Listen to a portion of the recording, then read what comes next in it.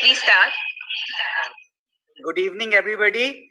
I, on behalf of Hernia Society of India, welcome you all to this international masterclass on complications in abdominal wall reconstruction. We all agree at this present time, everyone wants to master the newer techniques of abdominal wall reconstruction. But to master these techniques, we have to diagnose and manage the complications if and when they occur because of abdominal wall reconstruction. So we thought of inviting the masters in this field, Dr. Todd Hanniford, Professor Eric Polai, Professor Igor Belinsky, to guide us in preventing and managing complication. I also, on behalf of, take this opportunity to thank the leadership of Hernia Society of India, Dr. Ramesh Agarwal, Dr. Manish Bajal, Dr. Safraz Ali Beg, who, because of their help, we could choose such a nice faculty.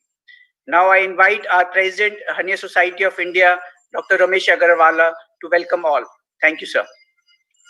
Thank you, Tarun. Am I audible, Tarun? Yes, sir. Yeah. Thank you very much. Good evening.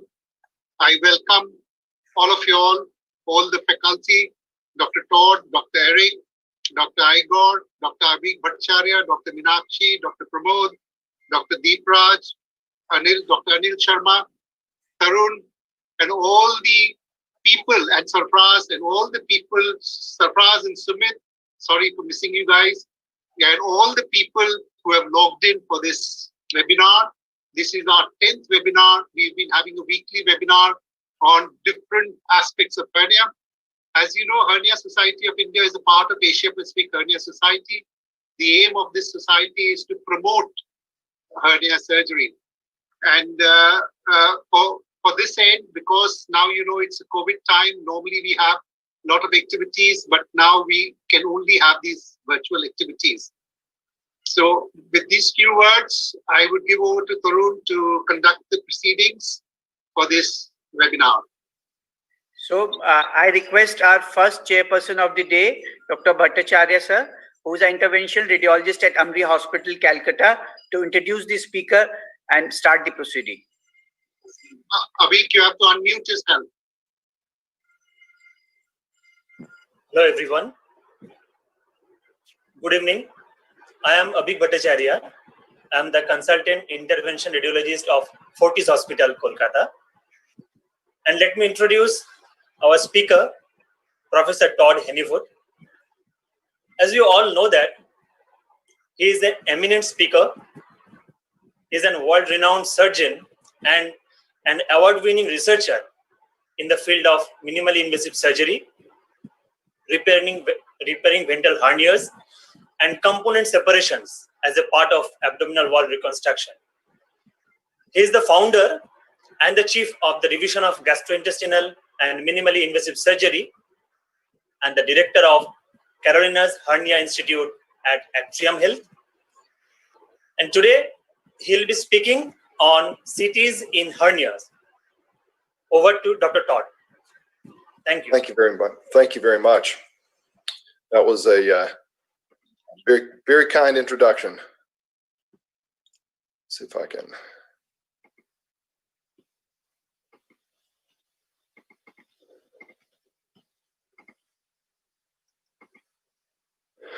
Can you see my slides?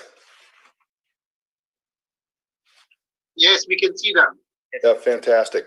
So the task given to me is looking at CAT scans and CAT scans and abdominal wall reconstruction. And the way I formed this lecture is one, this is a discussion about complications, but using the CAT scan to prevent complications first and foremost. I think the best way to take care of a complication is not to have one. Next, I'll go through some of the predictive things that we've looked at and published recently looking at CAT scans. And then I'm going to talk a bit about the future. And I think that is some of the best work that we have ever done is stuff that's coming out of our lab right now. You know, why CAT scan? You know, first, they're essentially available everywhere. They're reproducible. I mean, they are a standard in care in many diseases. And especially in patients such as that we see that have had in numerous previous operations, it's very common. These patients will have had a CAT scan, especially in the United States. And I consider it certainly an extension of the physical exam. And I also say that, like, when we start to evaluate patients who have hernias, one of the most common operations performed in the world, and even in ventral hernias, the 5th most common operation performed in the United States, you can have your own beliefs, but you can't have your own truths. I like this slide, just a bit of a fun slide, things that tell the truth. Small children, drunk people in yoga pants, and I would put on there CAT scans as well. Now, of course, there are groups of patients that you would certainly get CAT scans in who require abdominal reconstruction. I think that every person watching this, if you have a CAT scan available, would get one on these patients. But what's important about a CAT scan? I think one of the real importances in ordering a CAT scan is that you need to look at it yourself. You can't depend on radiologists really to diagnose hernias. If you look at what's in the literature, this is an older study. In the beginning there, the sensitivity was 83% for radiologists said that the patient had a CAT scan, but the predictive value of a negative CAT scan was very low.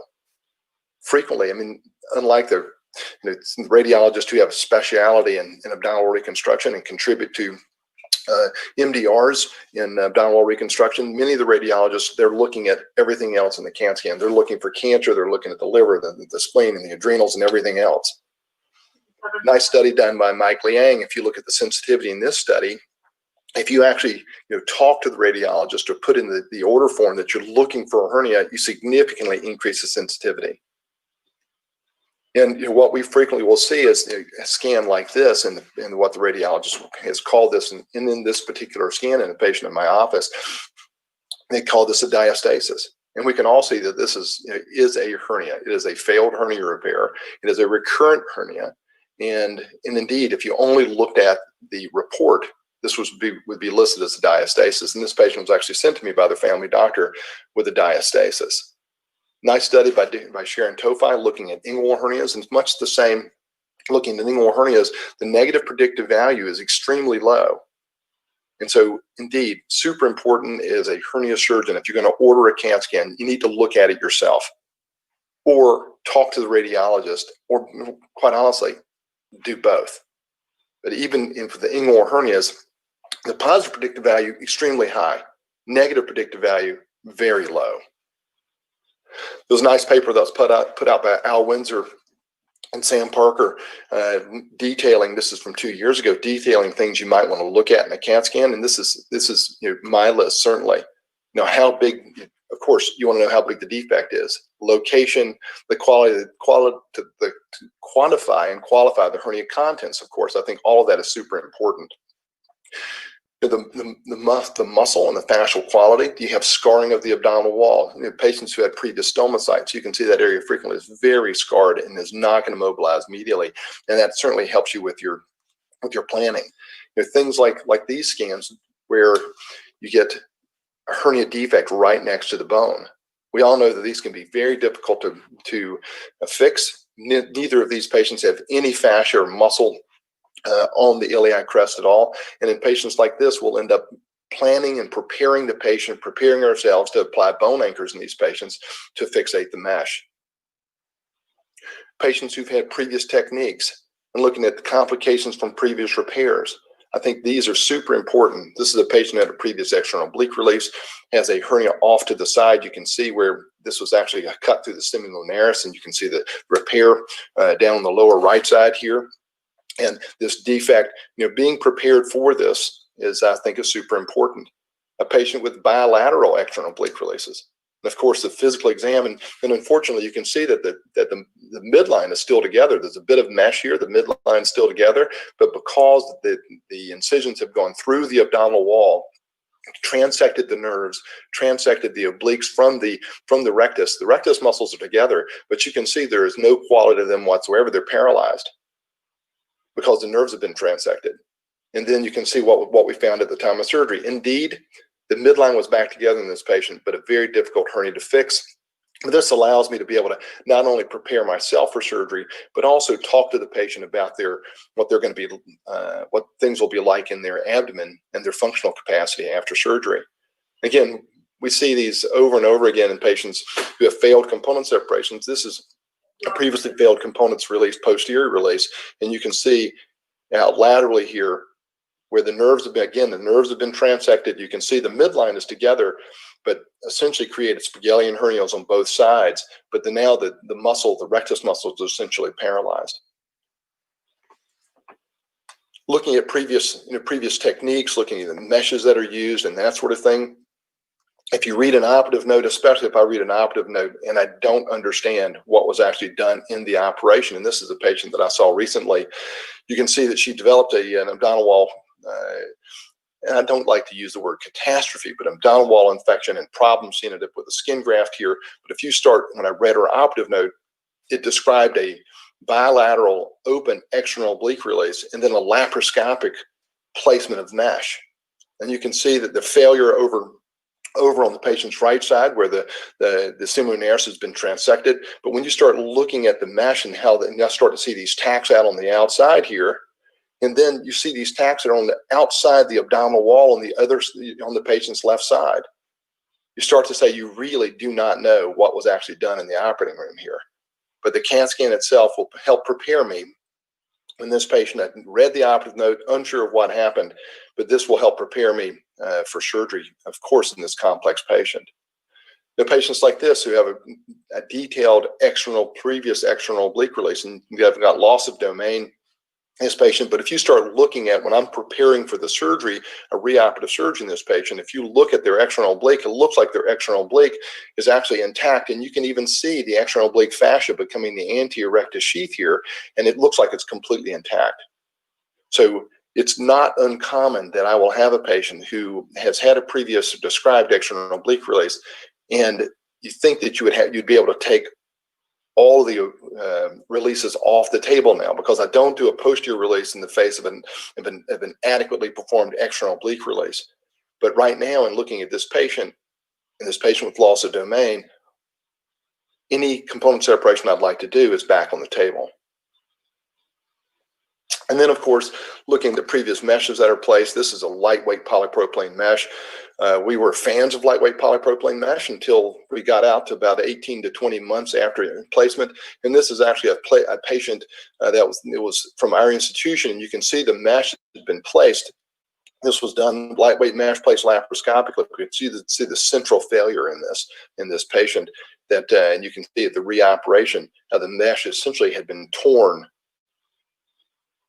over time. The wear and tear of the lightweight polypropylene couldn't withstand what was happening in the patient's abdomen, just simply split. Other issues, of course, looking at patients with infection and those sorts of things, those are pretty easy. We frequently will, in patients who have previous infections, will help us plan their operation. This is a patient that was sent to me with a question of this draining sinus after she had had an onlay mesh placed previously at an outside institution, and of course on her CAT scan you can see that the entire mesh will need to be resected. This is an unsalvageable situation, and we will be able to tell the patient at the time of clinic visit. A patient who had just a simple draining sinus in the middle of this patient's abdomen, and they had a simple draining sinus here. It did not actually look like a true fistula, but of course on CAT scan you can see the air in the contrast, and then what we found at the time of surgery. And then, of course, patients with other infections, finding areas of drainage. When we operate on these patients who have infection, we want to take all the foreign body out, and this includes all the sutures, all the mesh, and I find CAT scans extremely helpful. I think one of the things that's also very important in preoperatively in evaluation of patients with CAT scans is patients who have pain, and especially in patients who have pain that there's a mismatch of symptoms. This is a patient who comes in with discomfort, has previous onlay mesh, has pain at the site, had seen their family doctor and the surgeon who had operated on the patient, and on physical exam, you can see that how this would actually feel intact. But if you look at this CAT scan, you can see it almost looks like what would be a Spigelian hernia. The fascia is disrupted, the mesh is intact, but through the abdominal wall, the hernia and the visceral contents have now come on top of the abdominal wall and underneath the mesh. And indeed, you can see how this would be very uncomfortable for the patient. I think that with onlay meshes and patients who come in with abdominal pain, a CAT scan or at least an ultrasound is a must in these patients. I think it's terribly important. And we see this exact failure, rate of failure, or method of failure very frequently. Other patient assessment, of course, looking at patients who have a complex history of trauma or other issues. This is a patient that we operated on recently, had a pelvic fracture, had a ventral hernia repair with an infected mesh, had a right tensor fasciolata flap, and of course had a you can see the bladder and its relationship to the screws in this pelvic fixation. The patient also had bilateral inguinal hernias, but of course a CAT scan in this patient allowed us to prepare for this, and then you can come in and take down the fasciolata flap here. You can begin to see the screws here. We actually hook our mesh into these screws and then lay this mesh well laterally, posteriorly, and cranially to repair the ventral hernia, but also the bilateral inguinal hernias. Here's, I think, another important point. This is a patient who had a trauma laparotomy and 18 months earlier and came in to see me because she had a ventral hernia. And when you ask the patient, and I think something I do a lot of esophageal surgery, benign esophageal surgery, and I think that also with hernias, one of the things that's terribly important is we're quality of life surgeons. And so I frequently ask patients, what is your worst symptom? Because if I can't take care of your worst symptom, the question is, should we operate on you? And so this lady complained of left shoulder discomfort and chest discomfort. And if you look at her CT scan, you can see her ventral hernia here. But if you actually look up at her chest, what's this? If you look up at her chest, you can begin to see, if you come down here, you begin to see this fat up in her chest here, and there's her kidney actually coming through her diaphragm. And here's an opening here with her spleen sitting in her diaphragm. If you can see that at the bottom right-hand picture, and her symptoms are all related to this diaphragmatic rupture, which went undiagnosed. And so again, it's about what the patient's symptoms. There's a mismatch of what should be related to her hernia. Another patient we saw just before COVID, a patient's got a big ventral hernia, but her first and her worst symptom is pelvic pain. But if you look at her uterus is certainly abnormal. Send her to a gynecologist and she actually has uterine cancer. And so I think it's certainly terribly important to match discomfort or match pain or match symptoms to the patient. And if they don't match, a CAT scan can be extremely helpful. Monitoring patients with cirrhosis. This is a patient who's got an umbilical hernia, or actually it's a small ventral hernia, and also a femoral hernia on the left side there. But you can see what her liver looks like. You can see her ascites. And indeed, in getting this CAT scan, we sent her back to her hepatologist. And then 5 months later, you can see that her ascites is gone. The patient feels so much better. And this small ventral hernia is no longer symptomatic for her. She did not want to get it repaired. We only repaired her femoral hernia. But the CAT scan helped us in recognizing the patient was ready for surgery. In sarcopenia, we actually published a paper not long ago with Paul Calavitas, the senior author, Katie Schlosser, who is now resident at Ohio State. And in our patients, and again, perhaps because we're in America, sarcopenia really did not play a role in outcomes in our patients. One of the other things is confirming non-starters, such as a patient like this with a stoma.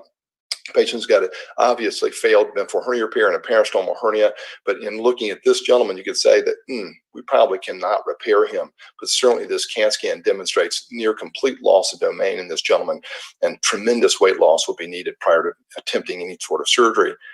It's very common that I see patients who've been sent to me who had an unrepairable hernia. And if the surgeon only gotten a CAT scan and or paid attention to the CAT scan, you could see that this defect is not repairable. You could do a bridging mesh here, but essentially what you're going to end up with is the same thing that the patient currently has with just a large hernia sac. Again, another patient like this, But I do get CAT scans. You can look at this gentleman, and he is morbidly obese. He's in a wheelchair. He's on home oxygen. He's got an open wound. And you would just look at this and say, you can't repair this. But sometimes you'll be surprised. And this gentleman, of course, we were not surprised. You can see he's got his stomach out of his chest, out of his abdomen. You can see his liver is making a break for it. His vena cava is trying to get out of his abdomen. Both of his kidneys are outside, and about the only thing left in his abdomen is his rectum. But of course, this did confirm to us completely unrepairable until he would have massive weight loss. And I think one thing otherwise is super important. If you get a CAT scan in a patient, before you take the patient to the operating room, either in preoperative holding, I do this on Sunday night, the week before surgery, and I also do it in preoperative holding. I recheck the CAT scan on the patient to make sure that I know exactly what I'm doing. Here's a patient who has a ventral hernia here, as you can see, and the patient's going to surgery. They did a preoperative check on this patient. They didn't do a preoperative check on this patient. They saw the ventral hernia. He was signed up for a ventral hernia. They examined his abdomen, put a hand on his abdomen. But what they failed to do is repair the flank hernia that he also had and he had been complaining about. But in preoperative holding, all they did is, it's a Monday morning, put your hand on the abdomen. Yep, we're going to fix your hernia. Did a beautiful job fixing the hernia, but the patient is upset because their flank hernia was never repaired. And then we end up going in and repairing their hernia. And then one last thing, I think that's super important to prevent complications is using your CAT scan. I think that the worth of a CAT scan frequently is just getting me into the abdomen safely so I don't make an enterotomy. If we make an enterotomy, we increase the chance of infection by threefold. Our chance of having a mesh infection, if we use a synthetic mesh, is 27% with long-term follow-up. So not having an enterotomy is super important. You can get into the upper abdomen, but you can see in this patient, in the upper abdomen, the colon is densely applied to the skin graft, and as you come down, there is no space. Small bowel is next underneath the colon, but then the inferior aspect of this skin graft is where we want to get in. Again, preoperative CAT scan in this sort of patient to keep me out of trouble, it's worth its weight in gold. Next is, can we use CAT scans to predict outcomes? This is a paper that Laurel Blair and Sam Ross did from our group a few years ago. I think this was published about 4.5–5 years ago, looking at how can we predict patients who are going to need, in this case, just component separation. We did more of this work this past year, and this was published in Surgical Endoscopy by Katie Schlosser, looking at a three-dimensional analysis of CAT scans. And we're trying to apply, we as surgeons put our hands on people, we assess the size, we just try to assess what's on the outside of the abdomen, but can we do this better? Can we just actually use math and volume to figure out who's going to need a component separation, who might need to go to like an Igor Belyansky or an Eric Pauly versus staying in their home hospital to have surgery. And I think that it's super important that patients, if they can, be taken care of in their community. It helps the family, helps the community hospital, keeps the community hospital running, but they need to get appropriate care. But who needs to go to a specialty center? And if we can apply truth to this, everybody can have their own beliefs, but CAT scan is objective. And so one of the things that we wanted to do is look at the analysis of the size of the defect, the extra-abdominal volume, and the intra-abdominal volume, and looking at component separation, who we could get closed, and even in the operative to predicting operative time. Hernia volume, of course, you'd expect that to impact component separation, but also the intra-abdominal volume impacted component separation. Fascial closure, of course, the extra-abdominal volume and the intra-abdominal volume, the hernia volume, all of this plays a role. But it also played a role in looking at wound complications. So in our hands, this is looking at almost 1,200 patients who had CAT scans prior to surgery. If you look at wound complications, readmission, reoperation, recurrence, patients who need percutaneous drains and length of stay, hernia volume made a huge difference and essentially impacted all of the factors that we would track for our patients. And then, but can you make this more authoritative? Who would need to go to a tertiary center and where's the dividing line? And the other thing that we looked at, and I will talk about that in a moment, another thing we looked at is respiratory insufficiency. And that's another paper that was just published last year by Katie Schlosser, and she looked at, again, these almost 1,200 patients with CAT scans who developed respiratory insufficiency to the extent they needed to go to the ICU for high volume oxygen, BiPAP, or to be intubated. And of course, body mass index played a big role. Age played a role. Diabetes, this actually surprised me that diabetes actually played a real role in predicting the patients who are at high risk. Asthma, and of course, and COPD. But if you looked at the defect area, the hernia volume, intra-abdominal volume, and I'll just draw your attention over here to these high-risk patients. If you have 56% of your herniated abdominal volume, if it's outside your abdomen, significantly predicted patients are going to develop respiratory failure. I tell my patients frequently to lose weight. I get a patient like this on the left side and convert him to the patient like this on the right side. This guy lost 35 pounds prior to his surgery, no component separation, got a paniculectomy, and he looks fantastic. But how much weight do you tell someone to lose prior to surgery? Here's another patient. She's got a 15-centimeter defect. You can see the size of the amount of volume on the outside. This patient, in my hands, almost assuredly is going to need a component separation. So how much weight do I tell her to lose? Again, this is work by Katie Schlosser looking at these 1,200 patients who have perioperative CAT scans. And these are 1,200 patients who had a CAT scan, and then at least 6 months later had another CAT scan prior to surgery.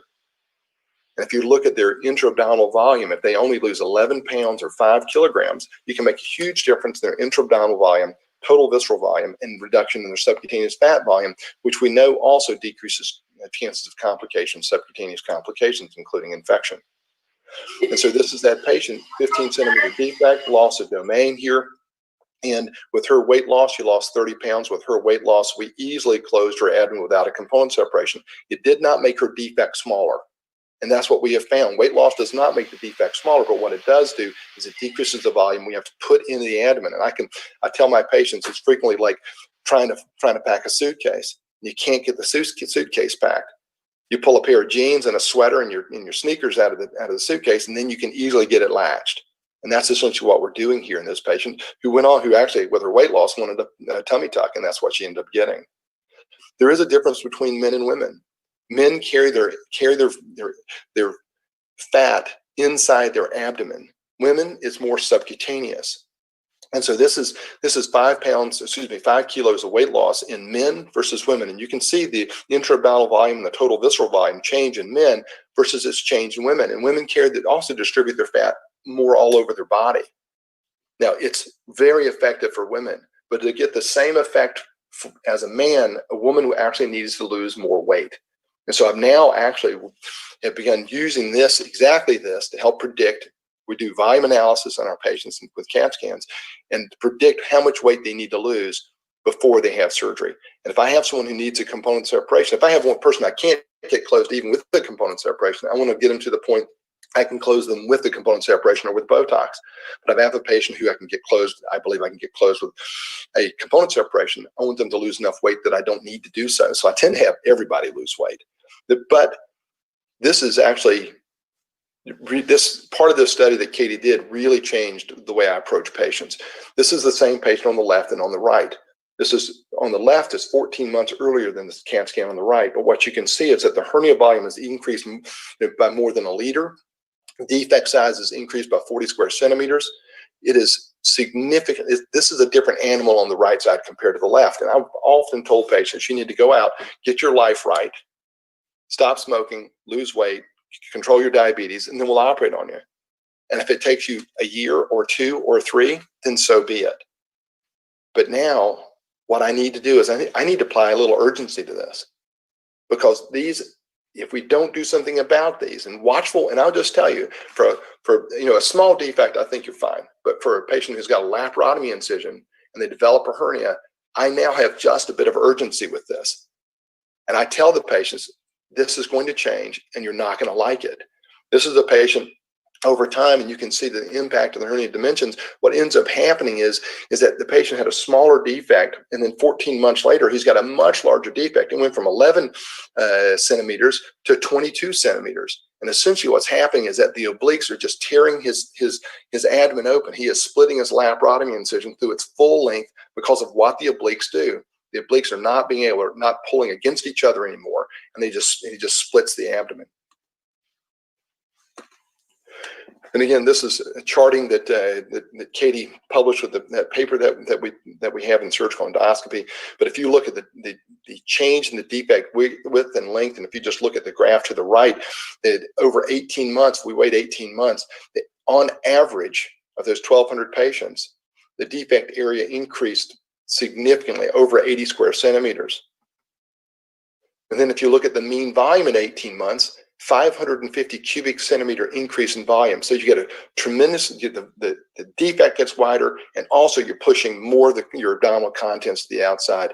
So indeed, what this demonstrates to me in these patients with the CAT scan and following these CAT scans over 6 months, at least 6 months in these patients, is that we do need to apply just a bit of urgency. Watchful waiting may be the wrong thing in these patients. You can also take patients like this. In this patient, she's got a mesh infection over here on her right side. She's got a stoma that's down here to, below her knees. You can see this goes down almost to her ankles. And if you look at this, you go, totally not fixable in this patient. However, if you look at her CAT scan, indeed, this is a large defect with loss of domain. This is her spleen down here below her pubis. But if you look at the defect, look at this, what's happening down below, there's a tremendous amount of fluid. And those of you who fix these patients, they get bigger and bigger, skin abnormalities, but a lot of that is fluid. But by getting this CAT scan, yes, she's got a big defect. So with a combination of she lost 35 pounds, we Botox her, and this is what she looked like at the time of surgery. Here's her mesh infection here, draining here. Use Steinman pins to hold up her pannus. But this is her, we've moved her stoma to the opposite side. Of course, it was down in her pannus. We've repaired her with a biologic mesh. We've closed her abdomen with no component separation whatsoever. And this is what she looked like 6 weeks after surgery. So what happened with this CAT scan, indeed, this looks like a terrible hernia and a really big problem. But actually, the CAT scan demonstrated that she was certainly fixable with controlling her comorbidities and some weight loss and Botox. There are other papers, predictive papers that are out there. And this paper looking at from the anterior wall of the aorta, and then if you come up and you look at this angle, and then you divide that by 360, you can see, or it's predictive as to who might need a component separation. The one thing this doesn't do well, however, is doesn't do anything with how much is outside the abdomen, the hernia volume, which does play a huge role in whether someone needs a component separation or not. Another predictive study done by Alfie Carbonell and Will Cobb in the Greenville Hospital System, looking at the width of the rectus muscles bilaterally compared to the defect size, and then you can see the predictive value here of requiring a component separation versus none. But again, what this doesn't take into account is the size of the actual hernia volume. You can have a fairly small defect, large hernia volume, and still need a component separation. The last thing I'll speak to very quickly is some of the best work we've done in a long time by Charbel Elhaj, who is one of our surgical residents. It is super pleased with the work that he's done. Ava Derenberg certainly helped him, who's one of our clinical fellows, and Jenny Shao. And what we've gone to is artificial intelligence. Again, what we want to try and take out of this is subjectivity as much as possible. This was an article published in 1970 where the author, Dr. Swartz, said that computing science will probably exert its major effect by augmenting and in some cases largely replacing intellectual functions of the physician. Can we use computers and artificial intelligence, and can we use them in hernia repair to predict outcomes and therefore either not operate on patients or send them to specialty centers like with Eric or Igor, or actually take care of them at home? And there's various layers of how you can use artificial intelligence and these techniques. And I'll just tell you what we did. Essentially, we use CAT scans because, again, CAT scans are ubiquitous. Lots of our patients have CAT scans before they ever walk in the door with a ventral hernia, even primary or smaller ventral hernias. What we did was we took all of these CAT scans and these hundreds of patients, and I'll show you the preliminary look at this, and then I'll show you some of the stuff a little more that Charbel has done, which is, I think it's maybe some of the most important stuff that I have ever done in my career in hernia repair. I give Charbel so much credit in this. What we did was just use CAT scans as a standalone, And then we use these computer images, and then we developed a training set where we've operated on these patients. We give the preoperative CAT scan to the computer, and what the CAT scan does is it learns from the CAT scans and then knows what the answer is. So it trains itself. The computer trains itself and goes through these CAT scans hundreds and sometimes thousands of times until it learns something on the CAT scan that will predict an outcome. And so we can load these CAT scans in its program, and then what it will end up doing is it looks back at the CAT scan over and over and over again. If it gets them wrong, it will go back through these CAT scans, the entire set, over and over again until it gets it correctly. And so our first throw at this was at 230 patients. 46% of these patients underwent a component separation. We used a wide range of hernia defects. And until the CAT scan required the computer required 12,000 iterations before it got it 100% correct. So it was able to look at something on the CAT scan. And we don't know if it's the size of the defect, the hernia volume, look at scarring of the abdominal wall, the subcutaneous tissues. We don't know what the CAT scan looks at. And quite honestly, if you look at some of the work that Google is doing, they're actually taking off just pieces of the CAT scan or just pieces of anything they're looking at, and like determining whether a CAT scan predict whether it's a dog or a cat. Do you remove part of the facial features of the dog, and then can it still predict it's a dog? Do you remove the tail? Do you remove the paws? We don't know why the CAT scan gets it correct, what exactly the CAT scan's looking at, but we know the CAT scan, we're assuming the computer, what it's looking at, but we know we can get it correct. We just don't know exactly what the computer is seeing, but the combination of factors that the computer's looking at then allows it to predict when this test group with 100% accuracy. And so looking at predicting component separation, what this computer's at, and then was able to do, we give it a test group versus this learning group of CAT scans. And in the test group, it got it correct 73% of the time whether the patient would require component separation. And I will just tell you, in comparing this to attending surgeons, comparing this to residents, comparing this to our fellows, comparing this to general surgeons in our group who don't do ventral hernia repair, the computer schooled all of us. It was much better than any of us in predicting whether a patient would require a component separation or not, even in the surgeons who've done more than 200 component separations. Can we predict wound complications in these patients? Can the computer look at this and tell us who is at risk?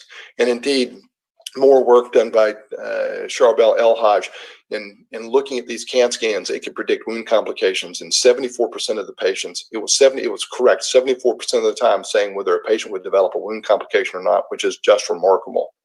Last, I think predicting pulmonary failure and whether you have ICU help in your hospital or not is terribly important. And indeed, he's just come up with this data, and it was able to predict your pulmonary failure or pulmonary insufficiency 91% of the time. Really quite remarkable. So my final slide, I'll just say that I think that CT scans are certainly terribly important for abdominal reconstruction. I think predicting our outcomes, predicting techniques, predicting failure, looking at patients who had previous surgeries to tell us what's available to us or not, terribly important. And I think too that the consideration of what's in the future for us, I don't think there's any question that computer learning, and we hope that we'll have another app available, at least moving to fruition by the end of the year, looking at this information. And I'll stop here and thank you very much. Thank you, Dr. Todd, sir.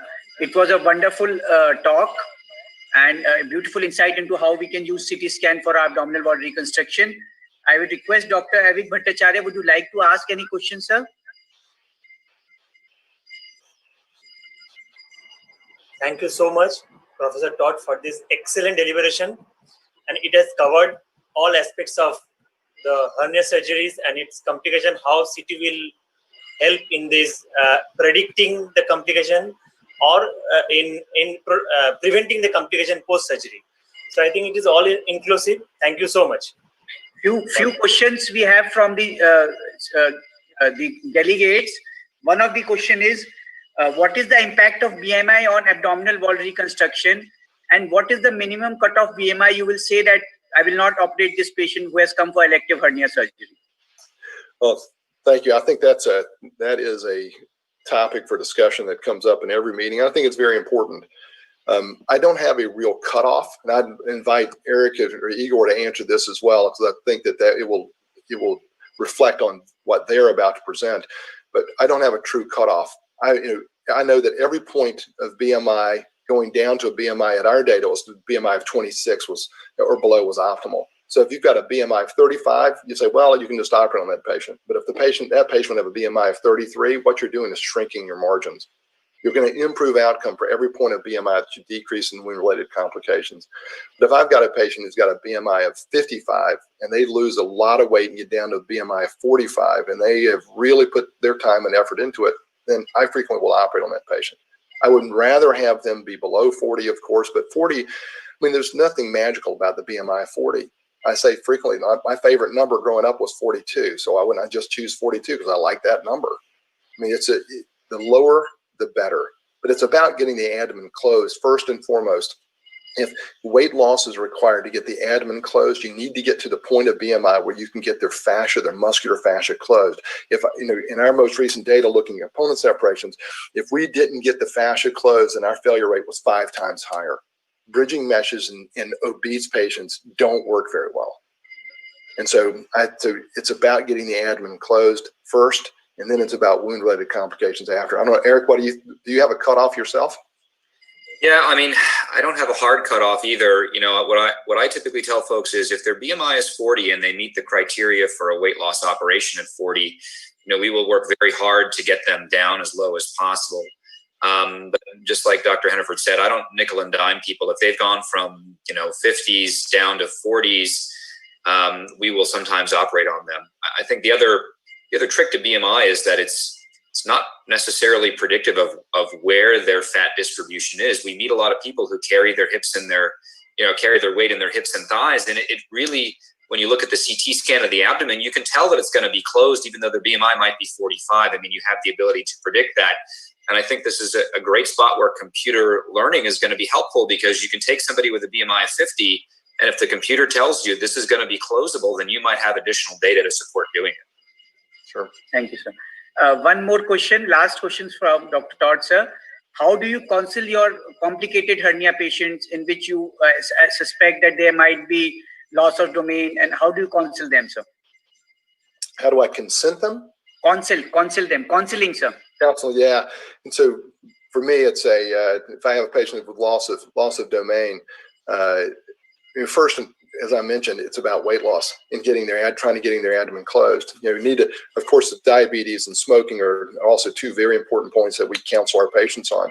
And then our algorithm now is I actually try not to do an external oblique release.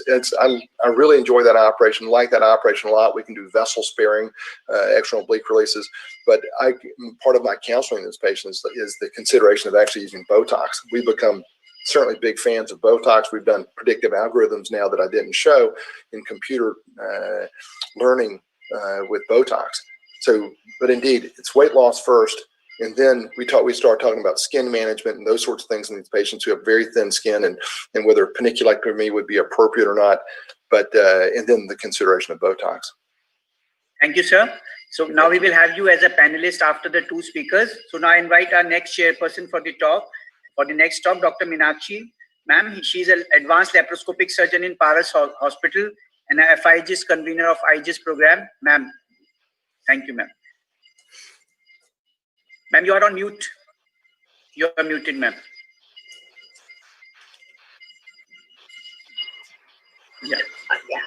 Thank you, Tarun. And good evening, friends and my seniors. It gives me great pleasure to reintroduce Dr. Eric M. Polai. He's a friend in surgery from the Penn State Health Milton S. Hershey Medical Center, US. He's a surgeon of great repute, and all of us know him as a great teacher. Eric Polai has a huge fan following. Surgeons miss flights to be able to listen to him. I now invite Dr. Polai to speak on disasters in open AWR. Well, thanks, Dr. Sharma. It's great to see a lot of familiar faces. I would definitely encourage folks to not miss flights to see me talk in the future. Let me make sure I'm sharing my screen here correctly. Let me give you that screen right there. It's fine, sir. All right. Yes. You know, it's great to see a lot of familiar faces. I want to remind, I am Eric. I had to shave my beard because of the pandemic so that I can wear an N95, but I wanted to keep the same amount of hair, so I just kind of shifted it upwards. So for those of you who don't recognize me, I've gotten a few texts here that said that, like, we don't know who this is. I assure you it is me. I'm going to spend the next few minutes talking about sort of complications and, as I was asked to talk about, disasters in open abdominal wall reconstruction. And I think that Dr. Henneford's talk is a very nice setup for some of the things that I'm going to show you, because a lot of the problems that you're going to see here probably could have been predicted with the appropriate use of preoperative imaging to guide a plan for surgery. Some of these complications are ones that came to me, but a lot of them are complications of my own making. And we're going to spend the second half talking about one kind of very specific patient from early in my career. So we'll talk about complications and a little bit about some of the management strategies for these. But again, I think the goal here is to really demonstrate the careful need for preoperative planning and appropriate postoperative management. Dr. Belyansky is going to follow then and talk about complications from minimally invasive components, abdominal wall reconstruction. This is a slide that I actually keep this picture. It hangs in my office. It sits directly behind my computer. So when I sit down, I see it. It's sort of the last thing I see before I leave for the operating room. I kind of like it because I do like CT scans, and it is a nice black and white slide. But you know, this is a slide from the physicist Niels Bohr, who said an expert is a person who has found by his own painful experience all the mistakes you can make in a very narrow field. And I like this a lot because every time I have a new mistake or a new complication, as painful as it is, what I realize is that I'm learning and I'm growing as a surgeon, and hopefully we'll be better off for it at the end of the day. Well, as you guys all likely know, complications in open abdominal wall reconstruction are very common. We know that they are underreported in the literature, and that, as with many things in the literature, there's very likely a publication bias. You know, we are all more likely to publish our positive outcomes than our negative outcomes. And most of the studies in the literature looking at complications have actually been retrospectively collected.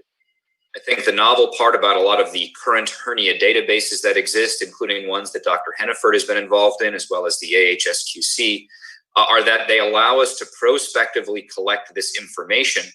And I think more importantly, to have definitions that are agreed upon by the various surgeons, that, you know, a seroma meets the following definition of a problem or a complication if it has the following criteria. Because if you look at what's out there in the literature currently for various open ventral hernia repairs, especially those with component separation, is that number one, there are a lot of gaps on this table in terms of where there is and is not literature.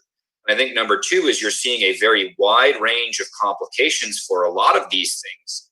And I think that depends on how you define a complication and how eager you are to report those complications in the literature. I'll point on this slide to the posterior component separation report of complications here by Dr. Karpata and Dr. Nowitzki, both from Cleveland at the time. And then this 6% report here, these are very different numbers. They reflect the same operation being conducted by people who know how to do these operations. It's more about the definitions at the end of the day. And obviously, not all complications are created equal. You know, in panel A here, we have a seroma that occurs after a component separation. If you look very carefully, this is a retromuscular seroma, but I think the important part about this CT scan is that you can actually see, if you look very carefully, the mesh floating in the middle of this seroma, which means that it has no tissue apposition, and this may result in contraction of the mesh and a recurrent hernia in the long term. But it's a seroma. Here is a subcutaneous seroma with mesh in a retromuscular position and good apposition. So when we think about these two seromas, they are the same complication in reports about seroma rates, but they have very different potential implications for the long-term outcome of these patients. This is a seroma with an infection. This is in fact a 3-liter MRSA infected seroma.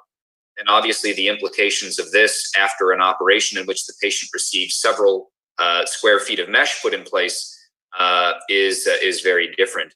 Again, this is that same patient several years down the road with a complication that's been appropriately managed. So if you understand that a subcutaneous seroma and a retromuscular seroma can be managed differently, you can oftentimes get these patients through without the need for a repeat operation. And here's just a fun video. This guy had a very large abdominal reconstruction, and we removed as much subcutaneous tissue as possible.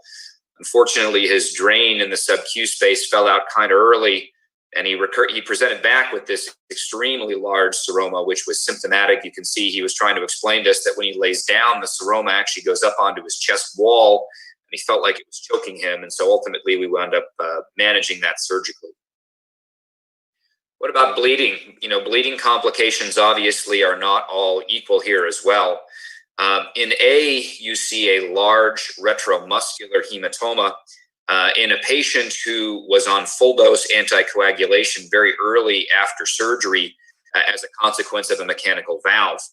This was not expanding. She was hemodynamically stable. We paused her anticoagulation and managed it successfully.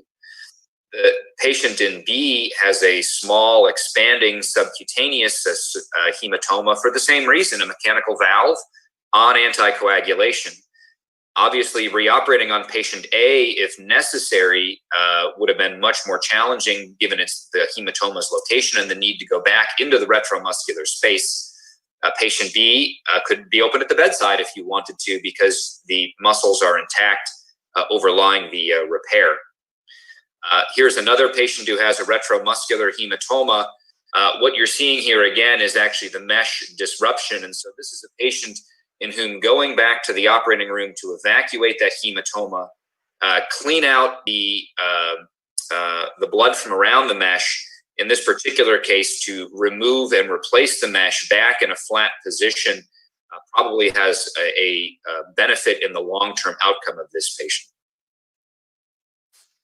Here's an interesting patient with a post-operative hematoma as well. This patient took an overdose of Coumadin the day before his surgery, not understanding the mechanism of action. He assumed that he would bleed to death on the operating room table.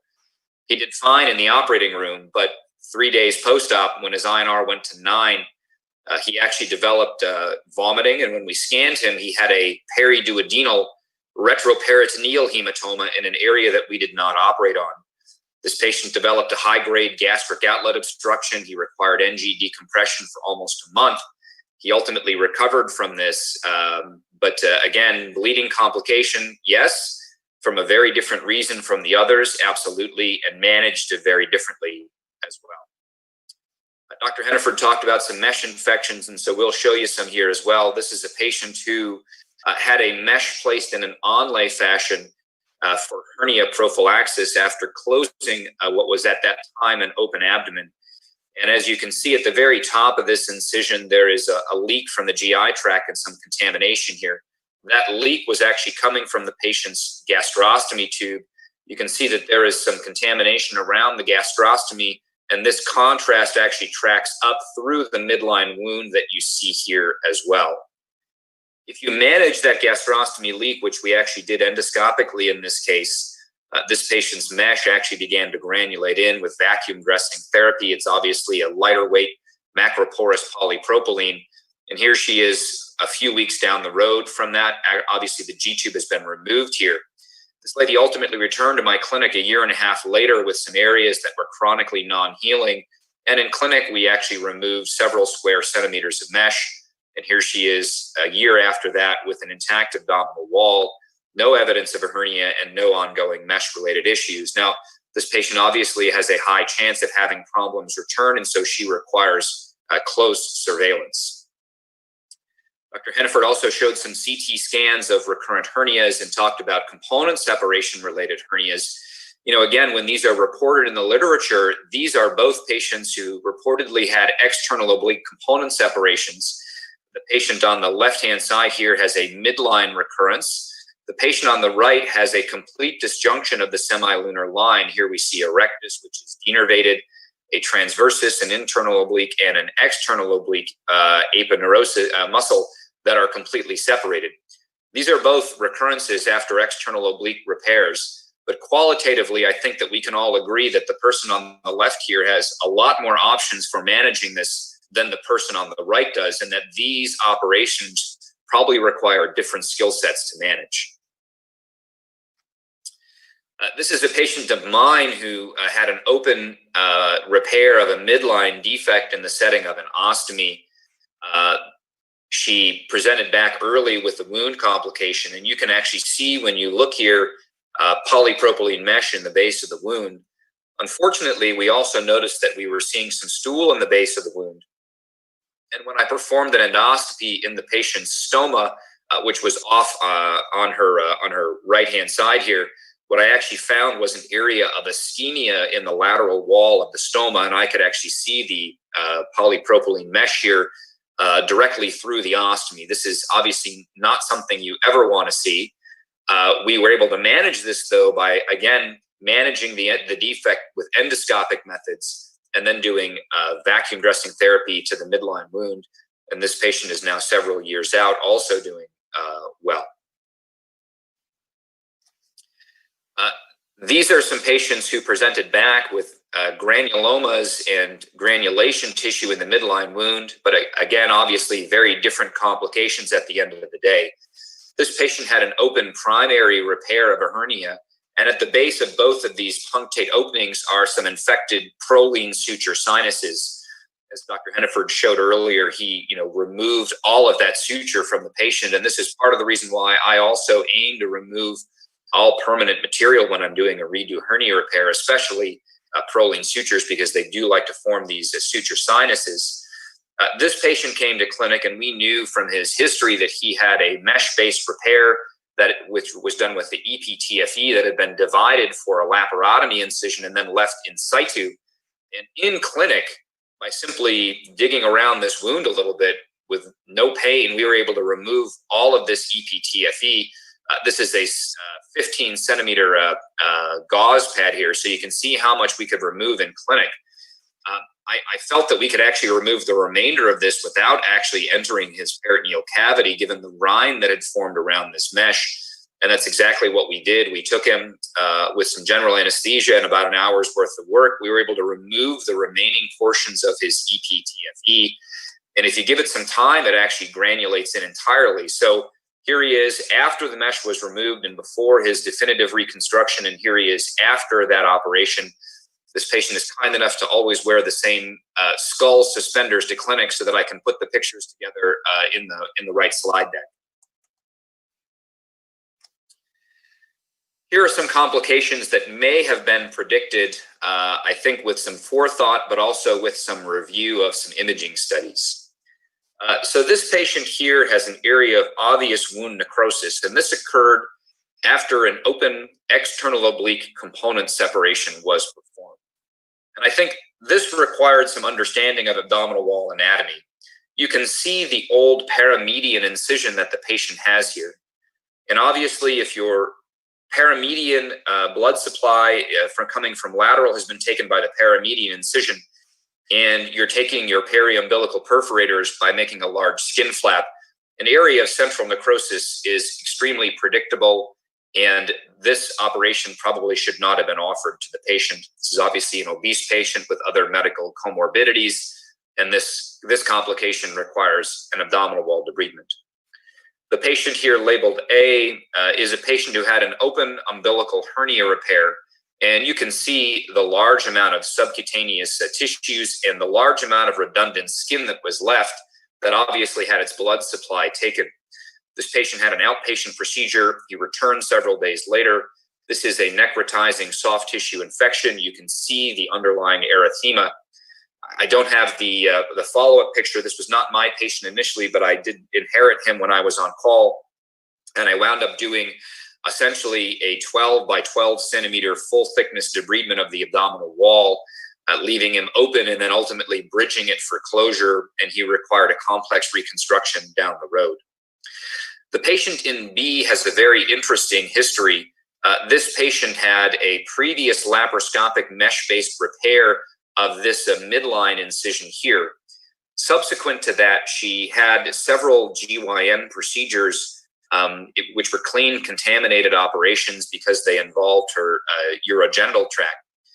This is actually an underlying mesh infection because the laparoscopic trocar sites traversed the mesh, and she had a smoldering underlying mesh infection. And this rash, which was very itchy and kind of erythematous, went away immediately after removal of the laparoscopic mesh.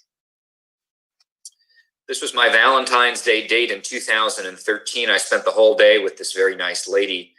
She had had a mesh-based repair almost 2 decades earlier. And I think this harkens back to things that Dr. Henneford had said earlier, which was that patients who have mesh infections in the long term have a very high chance of recurrences. This patient had a heavyweight piece of polypropylene mesh intra-abdominal that had been infected. The infection had been at bay for many, many years, but ultimately came back, as you can see here, a fistula presenting with spontaneous drainage through the abdominal wall. And obviously these intersecting incisions that she has here, multiple areas where she has skin folds and creases, make this operation very challenging. I'm going to show one minimally invasive complication here. I probably have a lot fewer minimally invasive hernia repairs than Dr. Belyansky, and I'm going to bet a lot more complications. This was my very first robotar. I was very proud of myself. You can see we took our immediate postoperative picture here. This is an obese patient who has diabetes and also controlled diabetes and a history of MRSA. And she returned less than a week later with this midline area of erythema and some spontaneous drainage from the hernia sac that we had not opened in the middle of the case. When we took her back to the operating room, she had clear areas of fascial necrosis, probably because I over-tightened things and probably took too big of bites, including subcutaneous tissues, because of my inexperience with this surgery. We debrided very widely. We managed this with the vacuum dressing. Again, this took several weeks to heal entirely. This is her 60 days down the road back in clinic. Here she is 1 year down the road. This is a Hershey sit-up, which is basically a cough in a semi-upright position. You know, she has an intact abdominal wall. This is obviously not the nicest looking abdominal wall reconstruction that I've done, but she's now 3 years out from this. She remains asymptomatic, but will require surveillance for ongoing infectious issues as well. This is a patient who had an open abdominal wall reconstruction at an outside facility, and this patient emphasizes points that Dr. Henneford made about reviewing the op note and the CT scan together. I knew from the get-go that she was missing both posterior rectus sheets because they had been harvested laterally so that they could be rotated up for central abdominal closure. And so when we did that reconstruction, we actually had to use a 30 by 30 centimeter piece of Vicryl for the reconstruction of the posterior sheath. Now, this patient obviously has some mesh in the midline. There are 2 areas of actual mesh exposure here. There's exposed mesh that was skin grafted over the top. And I spent the majority of this case, about 6 hours, simply lysing her extremely dense adhesions. But you can see we did a bilateral TAR on her with mesh implant. You can see the end result. Unfortunately, on day 1, my fellow called me and said, you know, hey, I know that we don't use that much Vicryl mesh for reconstruction all the time.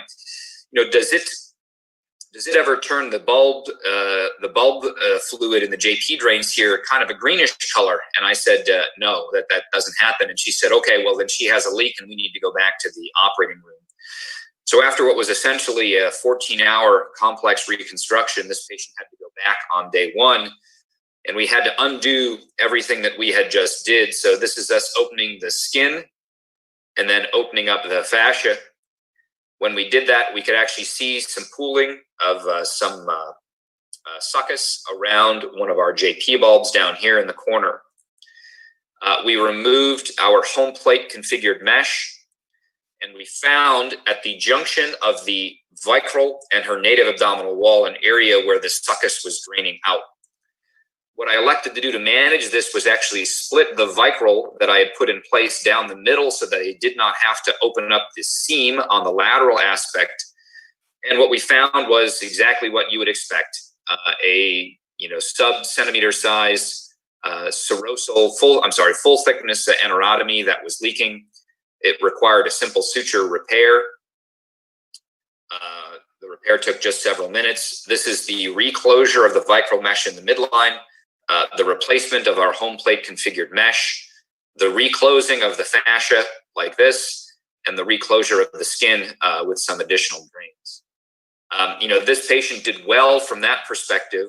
Unfortunately, within 90 days of the surgery, she presented with perforated diverticulitis that necessitated out through the midline, and she now has essentially an ostomy in the left lower quadrant from her diverticulitis and a downstream diverticular fistula. So even when you're good at managing these things, sometimes you wind up with some problems not of your own making. The patient I'm going to end with has a combination of all of these problems ongoing. In 2005, she had a sigmoid colectomy for volvulus. Later that year, she had an end transverse colostomy. She had a mucus fistula downstream and a primary incisional hernia repair. The next year, she had an emergency colon resection for prolapse of the stoma, and they moved the stoma back to her left lower quadrant. Later that year, she required a primary hernia repair, and the mucus fistula was taken down. Her BMI is 38. She is chronically on anticoagulation with warfarin for a history of multiple DVTs and PEs in the past. When I first met her, this was what her CT scan looked like. You can see she's got a little bit of an unusual abdominal wall shape and some denervation of the rectus, but this very large peristomal hernia, which contains multiple loops of large and small bowel. You can see some evidence of previous repairs there as well. What I did on her was an open TAR. We moved the stoma from the left over to the right. We did a cruciate type repair, delivering the bowel through, and the stoma was recited. We also completed a sigmoid resection of the rectal stump that was not really needed. Postoperative day 4, she had a fever. We did a CT scan, and you can see a lot of air in the subcutaneous tissues here, signaling an infection. The other thing you can see on the scan here is that the stoma is no longer attached at the level of the skin, which despite being examined every day, including by myself and my colorectal colleagues who are helping to manage this patient, we all missed. Here's what that looks like. There's stoma retraction and obvious contamination of the midline wound. When we took her back to the operating room, you can see that the infection has been set up and has had enough time to actually have resulted in necrosis of our midline wound. We have exposed mesh here, and we've got a stoma that is now in continuity with the midline. I tried to get fancy with some vac dressings, and you can see a Foley catheter has been placed into the ostomy to allow effluent to come into the bag. I'll be honest, the vac did not work as well as it looks like it should here, and we ultimately wound up just going with wet to dry dressings. But over the course of the next 45 to 60 days or so, you can see the wound granulates in, and she has a mesh that is now covered with skin and scar. She has a stoma that is present. It's not in the best site, and it actually doesn't look too bad. On CT scan here, there's no fluid around the mesh. She feels fine.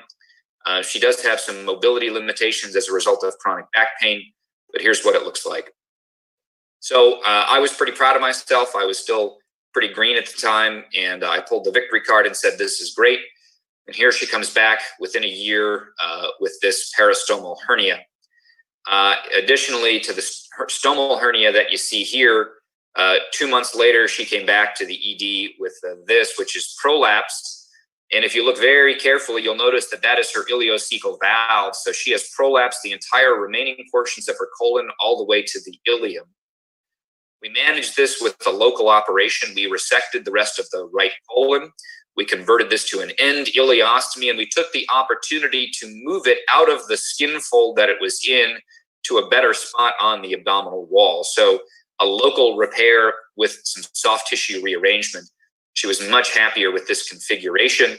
And on CT scan, it looks pretty good. There's no hernia, and the stoma sits in a much better spot away from that big divot she has in the midline skin. But a year and a half out from her surgeries, she presents back with this, which is a recurrent peristomal hernia. And as you can see there was some evidence of a bowel obstruction. This did not resolve with spontaneous, with decompression and conservative measures. You can see that this is us doing a retrograde study. The contrast passes downstream, it goes up, it goes into this loop, and then it's stuck here. I elected to manage this laparoscopically in an attempt to avoid going into that midline wound. This was the most unsatisfying operation I think I've done, because this is the laparoscopic view here. This is me with the scissors, and I'm telling my fellow, if you pull right there, we're going to be done. And that was the adhesion. That was the whole thing. And that was the entire adhesiolysis for her bowel obstruction. It was pretty unsatisfying at the end of the day. We managed this by doing a sugar baker repair with EPTFE. This was at the time probably the most appropriate mesh choice that I had on the shelf. I probably wouldn't do that now. I immediately left town for vacation, and the team called me to say that the patient had a new DVT. Now, I'll point out that during this time, the patient had personally stopped taking her Coumadin because she did not like taking it. And the team went and spoke with her and said, hey, you have a DVT and you're going to need to go back on the anticoagulation. And when they told her this fact, she became so distraught, started screaming. She then clutched her chest and had a cardiac arrest in the room. She was pulseless. The team put her in bed, and they did CPR on her. They resuscitated her and got her to the ICU. Now, I'll also point out that she was a DNR patient. But her last words to my team before she became unresponsive were, I don't want to die. And so they took her at face value and they resuscitated her. I called her the next day from my vacation and I talked with her about what happened, and she apologized for dying. I'm not kidding, she did. And when I came back to see her, she told me that she was, kind of upset at the team for doing CPR on her because she was not supposed to get CPR. And I said, well, listen, your last words to them were, I don't want to die. And she said, well, listen, I didn't get to finish my sentence. I said, well, okay, what was the end of the sentence? And she said, I was trying to tell them that I didn't want to die at the hospital. And I said, okay, well, you didn't quite get all that out, and they weren't going to wheel you to the front door. So we kind of made up. She got over her rib fractures and she did well. 2.5 years after that operation, she came back with, believe it or not, a recurrent peristomal hernia. You can see that my laparoscopic placed mesh has suffered the usual problem, which is the lateral fixation sutures are no longer fixated lateral, and we have a recurrent hernia. I don't have any photos from that operation except for her wristbands here. These are all of the wristbands that we have in the hospital for fall precaution and DNR and allergies. She's just an exceptionally complex patient. I managed this with an open sugar baker repair. I reinforced the midline. We obviously resected all that scar plate. You can see I used a hybrid mesh, which was a biologic mesh with a core of polypropylene. And you can see our complication here is an intra-mesh seroma. The biologic mesh on both sides is fine. There's fluid floating in the middle of the biologic core. What may not project very well, but what I can see on my screen here is you can actually see the core of polypropylene floating in the middle of the mesh here. This was a problem that we saw pretty commonly with that hybrid mesh. But ultimately, 5 years after I first met her, you can see her here with an intact midline with no peristomal hernia. She still sends me cards, or used to send me cards on the anniversary of her surgery. Unfortunately, just a few weeks ago, actually, her husband called me to say that she had been placed on hospice from renal failure and she died peacefully at home. He called me not only to personally tell me that she had died because he thought that I would want to know, but he also said that she had a lot of unused ostomy supplies and he wanted to offer them to other patients in my clinic who might need those things. This experience with not only the patients I showed you earlier, but this patient, these are very humbling experiences. And obviously, having the patient on your side when there are complications is invaluable. You need to obviously understand very well the complications of your specific types of hernia repairs. You need to understand, if you're choosing a mesh, what it is capable of doing. And if there are other meshes being used at your facility and you're managing it, you need to know what they are and are not capable of doing. Being suspicious and certainly being humble is important when managing complications. And obviously asking for help from experts. I know that I called all of my the folks who trained me, Dr. Nowitzki, Dr. Rosen, many times early in my career for advice about how to manage these problems. And I do ask colleagues locally when I need them to come and get a second set of eyes on these situations. It is invaluable to have those types of interactions. They do make you a better surgeon. And that's part of why I like sharing these slides and sharing this experience to explain that, you know, you become a master by having problems and learning how to sort of walk through the fire, as they say. With that, I'll stop, and I'll be happy to answer any questions and look forward to the panel discussion at the end.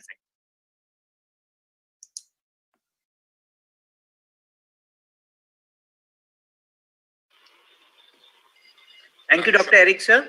It was a wonderful talk. I would request Dr. Meenakshi, ma'am, would you like to ask any questions specifically? Yes, thank you, Tarun. Thank you, Eric, and thank you so much for sharing many important lessons learned in your very fruitful career, and you have made a difference to so many lives. One of my questions is that how to avoid disasters on the operating table. Like, for example, from the perspective of a beginner, somebody who's just starting out in abdominal wall reconstruction, what are the don'ts that you advise that never do this? So do you have? I would say don't start with a very challenging.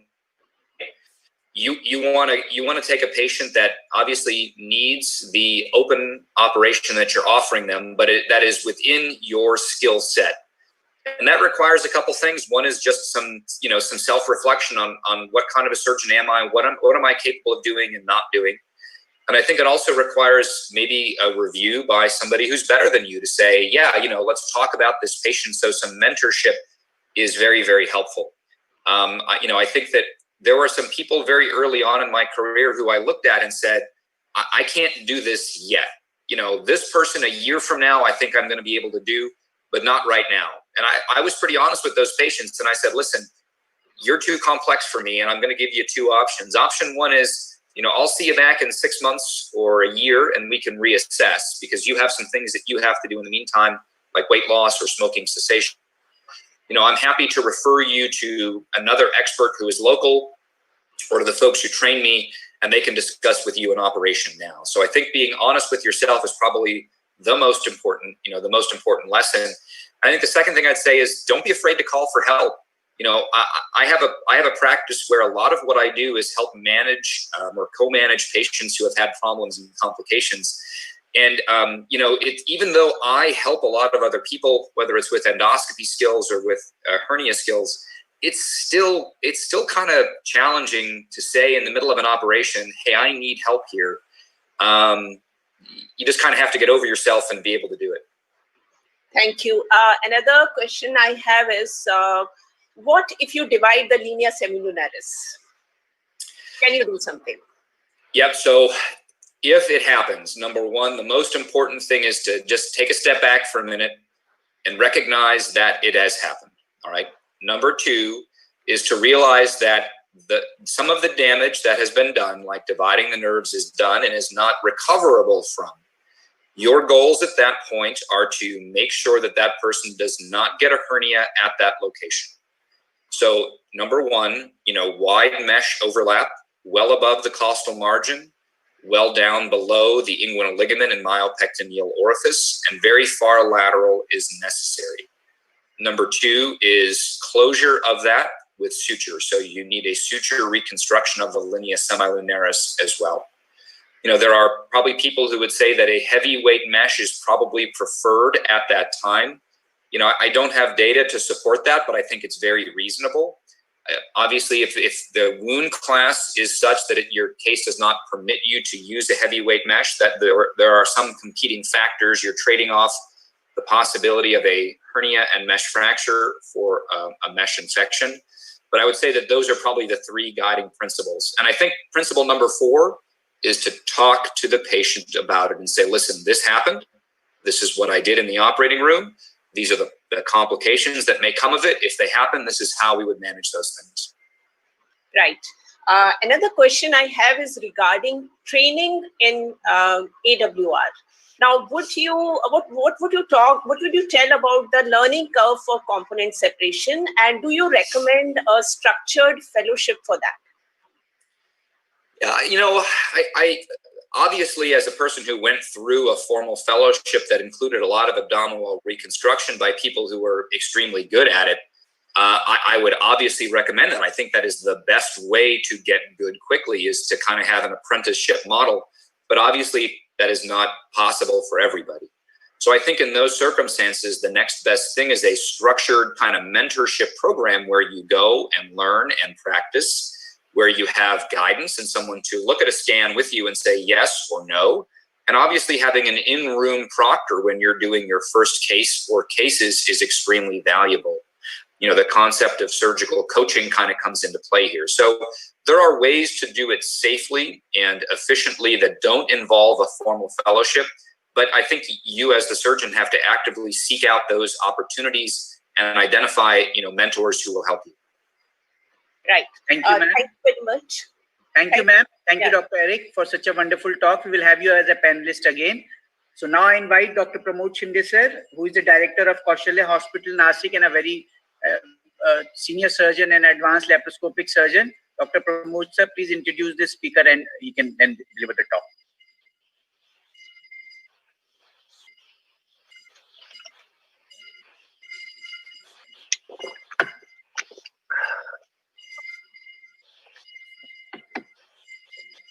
So you are unmuted. Yeah. Yes, sir. Can you hear me now? Yeah. Yeah. It's a great pleasure and honor to introduce Dr. Igor Belinsky, who was with us in 2018, wherein he demonstrated the robotic ETEP ventral hernia repair at the IHC 2018 in New Delhi. And he's presently the chief surgeon and director of the AWR program at his institute in Annapolis, Maryland. He's written many chapters and has many more publications to his credit, but probably he's much more well known for his laparoscopic TAR presentation and then application of the ETEP, which was developed for inguinal hernias to ventral hernias, the endoscopic ETEP, and now presently the robotic ETEP and robotic approaches to the ventral hernia repair. I'm sure we're going to have a great talk from him on the complications and in MIS AWR surgery. Looking forward to it. All right. Good evening. How is everyone doing? Thank you very much for the invitation. Can you guys hear me well? Yes, sir. Yeah. Yes, okay. sir. Yeah, Wonderful. Wonderful. Okay.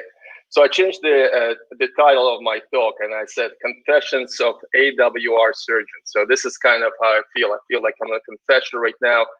And I'm going to show you some of the complications. This is actually a very interesting lecture to make. This is only the second time I'm giving this talk, and I've changed this quite a bit in the last couple of days.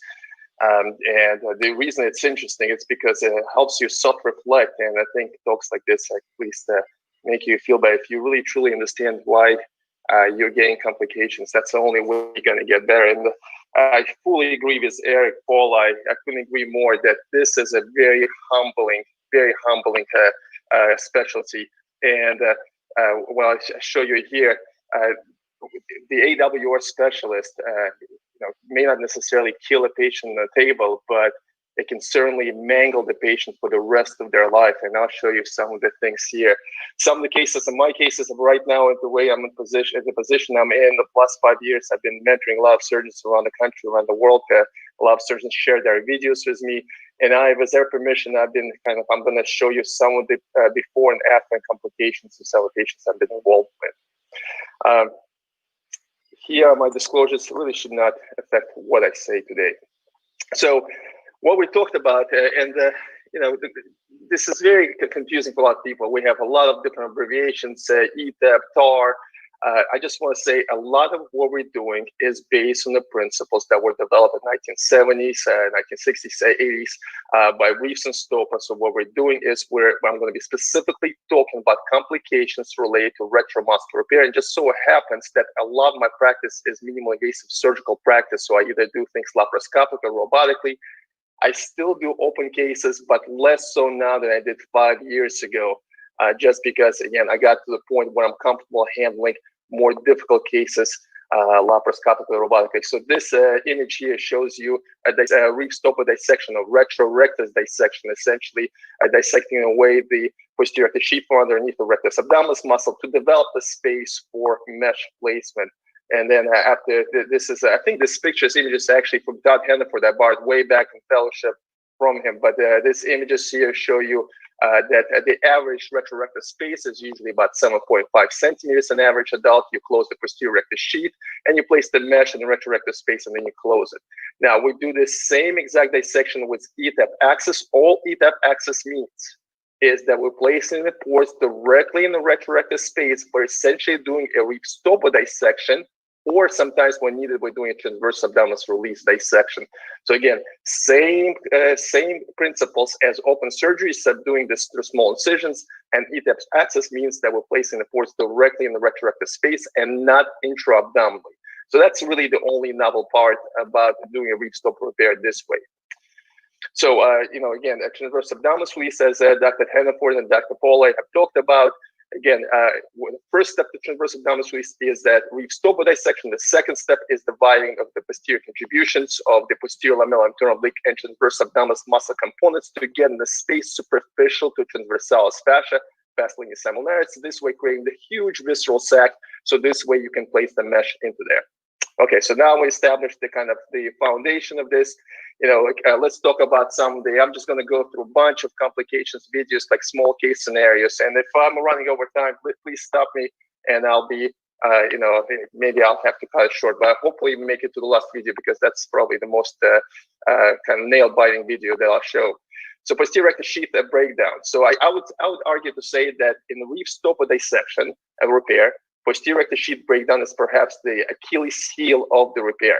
So tension of posterior, it's very important when you do the reef stopper repair to make sure that when you leave, there's appropriate tension or no tension on the posterior layer. So this is an image I borrowed this permission from David Chen, and he here performed a stapled reefs and stopper repair where you go with a stapler, you staple the two spaces together, and here you have mesh in the retrorectus space. But you can appreciate how much tension there is at this portion layer. And the reason I'm showing this is that David had to go back within 2 days after the surgery for intraparietal herniation, where the posterior rectus sheath broke down and intestine slipped between the mesh and the posterior layer. Again, this will present as bowel obstruction, and typically, if your patient presents with bowel obstruction early after surgery, like in this case, which is my case, this is where a patient a week and a half after surgery, we did a laparoscopic ETAP reef stopper repair and ended up getting a breakdown posterior layer. And you can see a knuckle of bowel, almost like a Richter type hernia, slipped through this layer that was causing my patient a bowel obstruction. So again, one thing I want to emphasize, somebody who has a bowel obstruction, get a CT scan. If you don't have the capability, really strongly consider putting a laparoscope back in there and examining it to make sure that the obstruction is not due because of your repair. One thing, this is a video from my good friend Ramana from India. Many of you guys know Ramana. He has been a mover and a shaker in the field of hernia surgery in India, and he was kind enough to let me borrow this video. And this is a post-op video of the reef stopper repair, and you can see the pathognomonic line here.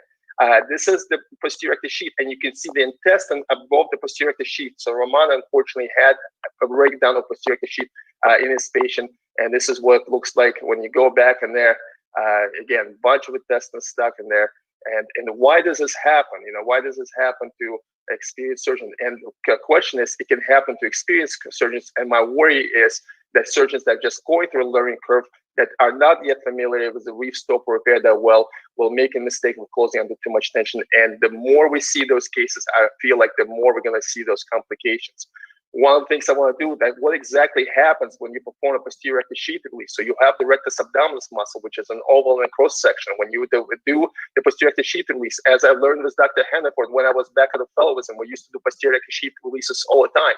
What happens is when you reload the muscle medially, the muscle now changes the shape. So it becomes from the oval muscle to a flat pancake. And as it happens, the anterior rectus sheath medializes, so you have the whole myofascial flap medializing about 2 to 3 centimeters, but the posterior rectus sheath stays at the same space, and when you try to close it back together, this is the area of most tension, and the sheath itself does not hold that, cannot hold tension that much, and that's why it's more prone to breaking down unless you do something to decrease the tension. So you have to be very careful when doing reef stopper repair. So this is Jean Chabrel has done plenty of work looking at that and has described this layer as weak and not able to hold the intra-abdominal tension.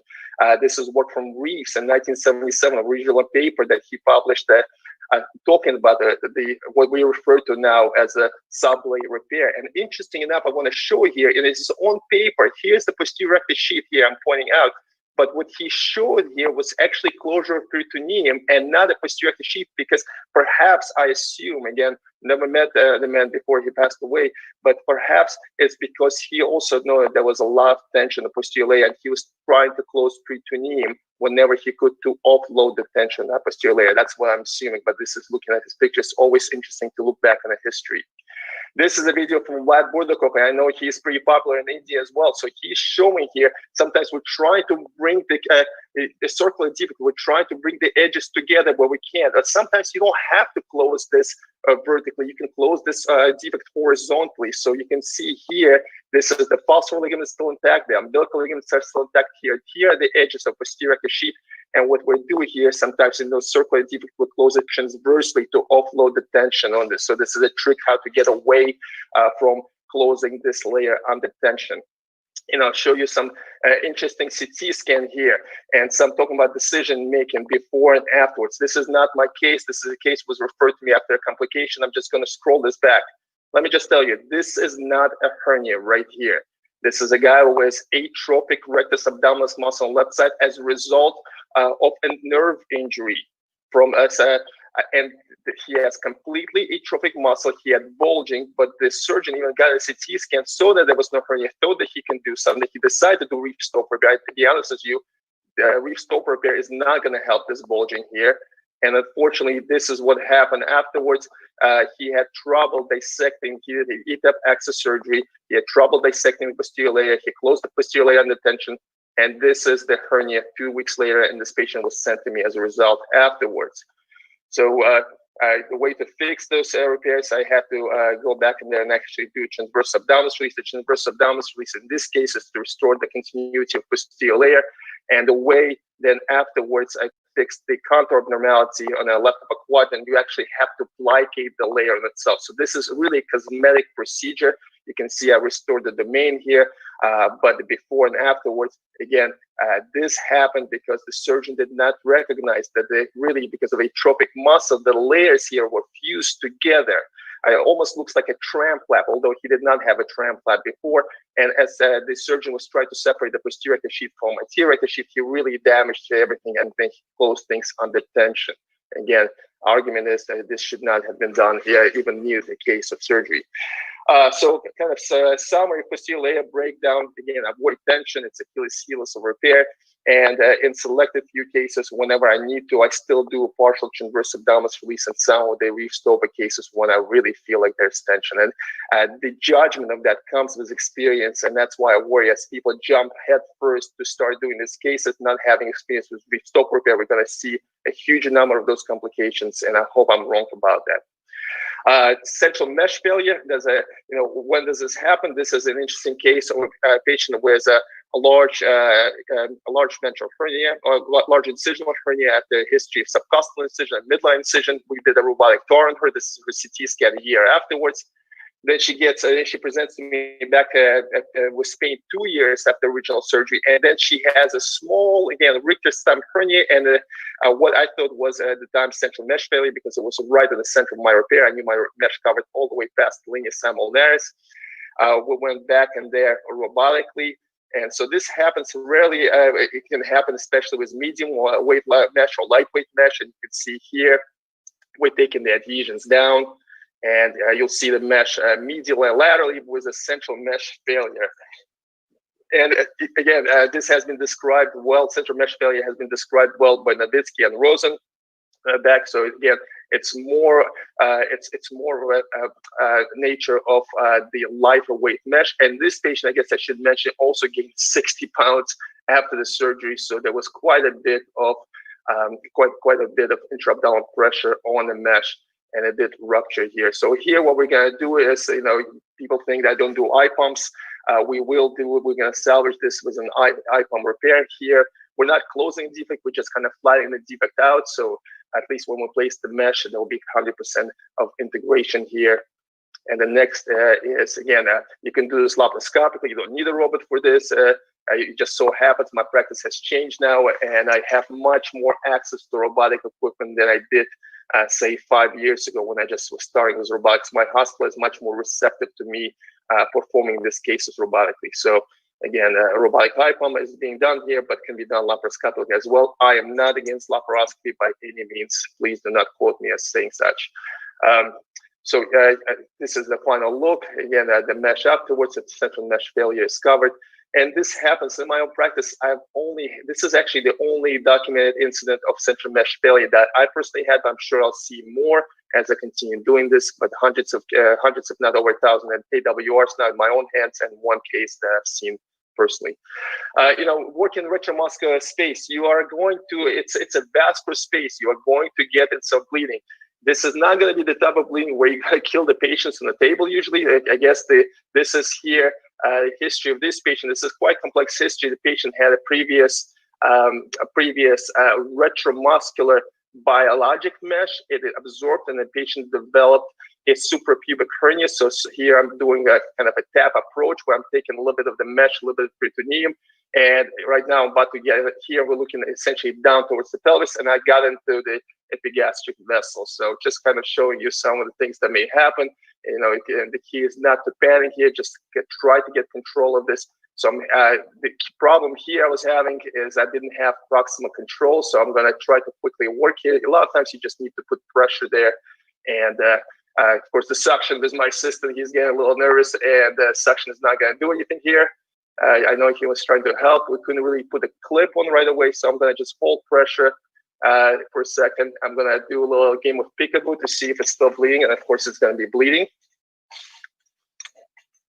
A little peekaboo. It's a game the kids play at 1 year of age. Close the eyes. Maybe it's not there. Yes, it's still there.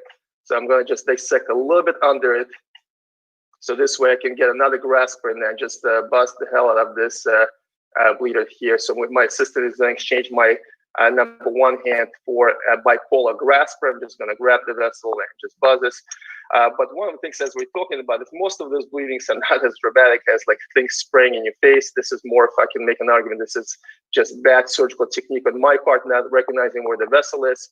But afterwards, the bleeding is usually that I have in retromuscular bleeding usually happens afterwards, and usually from small branches. I would say I get about 2 hematomas, 2 to 3 hematoma take-backs at least a year.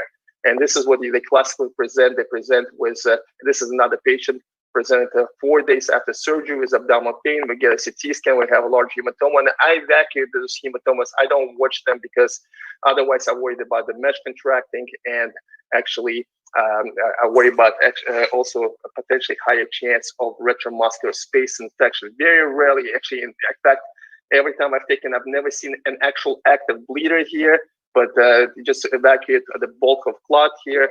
The mesh I keep in place because it's not affected. And then afterwards, you see me spray a little bit of T-seal fiber and glue it. And whether you need this or not, I think this is more for my comfort.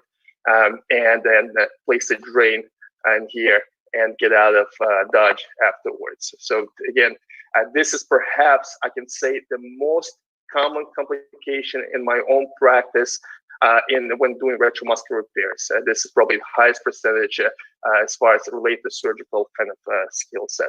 The infected retromuscular hematomas, again, this is whether you should be leaving drains or not. This is a case of a patient who had a laparoscopic TAR, one of my earlier ones, and developed a very large retromuscular seroma.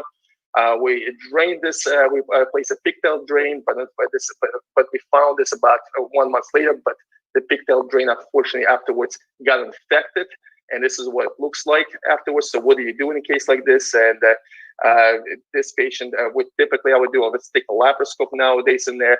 And what you need to do with those cavities, if you have infected retromuscular seroma or even subcutaneous seroma that has been chronic in nature, I personally believe that pigtails are not really going to help, especially for your months or 6 weeks or 8 weeks out of surgery. You actually need to decorticate the whole cavity in order kind of to get all the rind. You'll see in a second, there's a lot of rind there that the drain itself, the small pigtail drain, is not going to be able to take care of. So we're right now in a retromuscular space, and we have an endoscope in there. And all I'm going to do is just decorticate everything.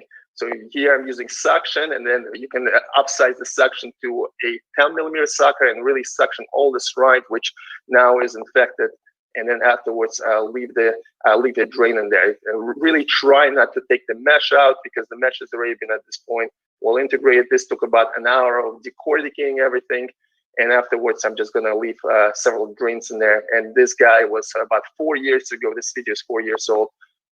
I've saw him afterwards for about 2 years, and he was doing fine. No repeat infection afterwards.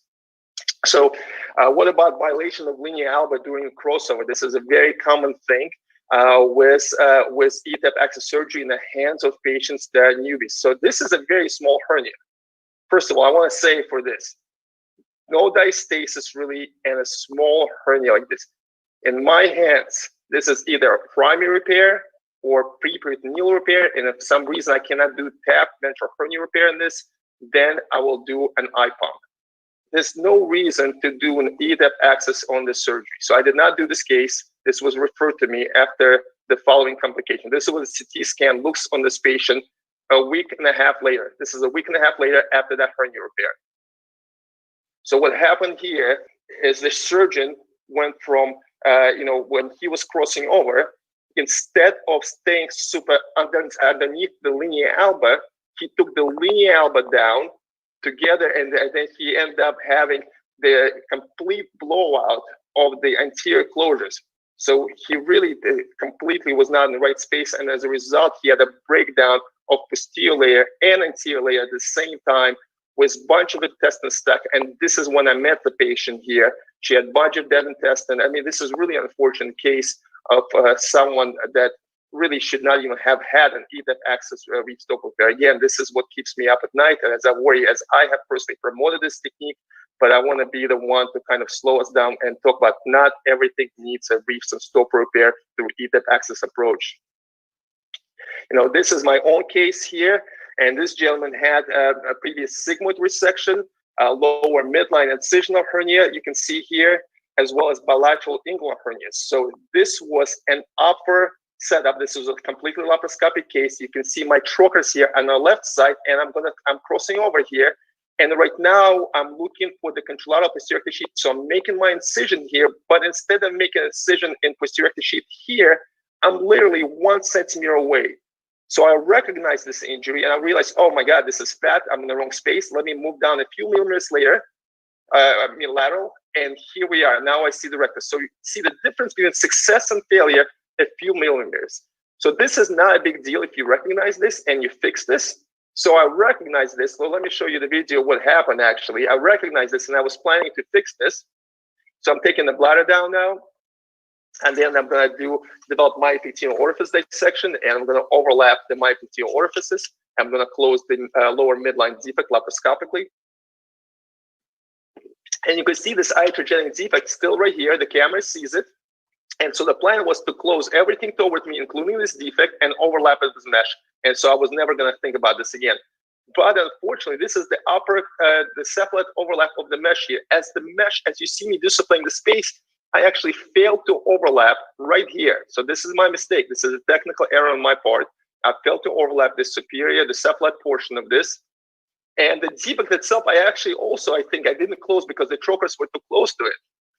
So this guy did well, was discharged home the same day. Unfortunately, it follows up as 6 months.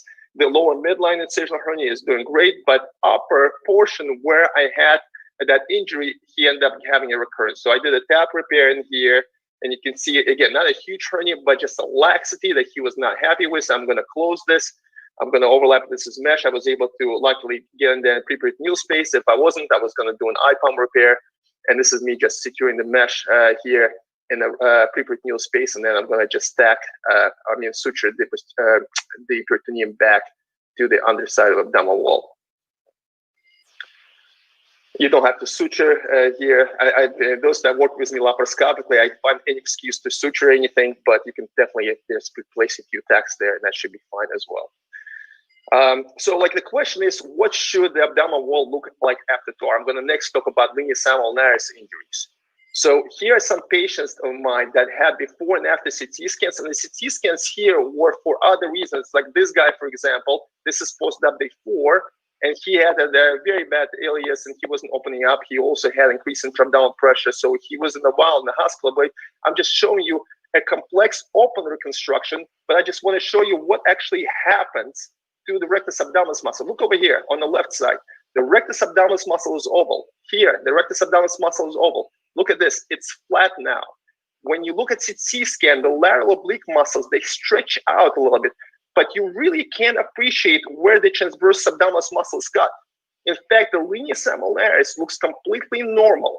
If you compare it to, it just maybe slightly stretched out, but otherwise you can't really tell here that the transversus abdominis release was performed. This is a TAR case, and this is how things are supposed to look like. You're never supposed to disturb this kind of junction of the external oblique, internal oblique, and transverse abdominis muscle. The transverse abdominis muscle maybe retracts a little bit, but when you place the mesh underneath it, it finds a new resting place. So when you get follow-up CT scans, what really stretches out significantly is this retrorectus space. Look at this posterior rectus abdominis muscle. It becomes flat like a pancake, like I was talking about before, where here it's round and circular. So just like you should get used to this. This is another patient who had, not a huge hernia in my book. This was a robotic repair. This was about 11 centimeters, but he got a TAR repair. And him afterwards, this is an interesting complication. He presented a week and a half later with duodenal ulcers. So here the arrows are going to be pointing out here to duodenal thickening of the second portion of third portion of duodenum. We actually luckily were able to manage him non-operatively. But again, what you look at here, look at the muscles. The rectus abdominis is stretched out. Here it's more round. But look at this junction. There's no disruption here. It looks like we didn't even do TAR release here. So this is how it's supposed to look like. So now let's look at the actual injuries. So this is, again, patients that were referred to me. I'm actually going to be operating this guy in September. This is just a recent referral. So let's look at this. This guy had dictated that he had a transversus abdominis release. What is this right here? That's a posterior rectus sheath. The intestine is in the retrorectus space. Besides the intestine being in the retrorectus space, he has a midline recurrence because the surgeon, for some reason, did not place the mesh in that. He just did a TAR without mesh placement. Let's look up here. So this is posterior rectus sheath here. This is posterior rectus sheath here. That's retracted. I'm going to have to do something to bring those two posterior rectus sheaths together. Let's look over here. Right there in the right upper quadrant. This is disrupted lineus ulnaris. So this right here, the external oblique muscle still continues, but the internal oblique muscle, the anterior lamellar internal oblique muscle was divided, and the surgeon got superficial to internal oblique muscle. Not good. This is hard to fix. Another one that's already fixed before and after. So this is before CT scan. Again, I'm going to stop this video and show you again exactly what I'm looking at. Look at this right here.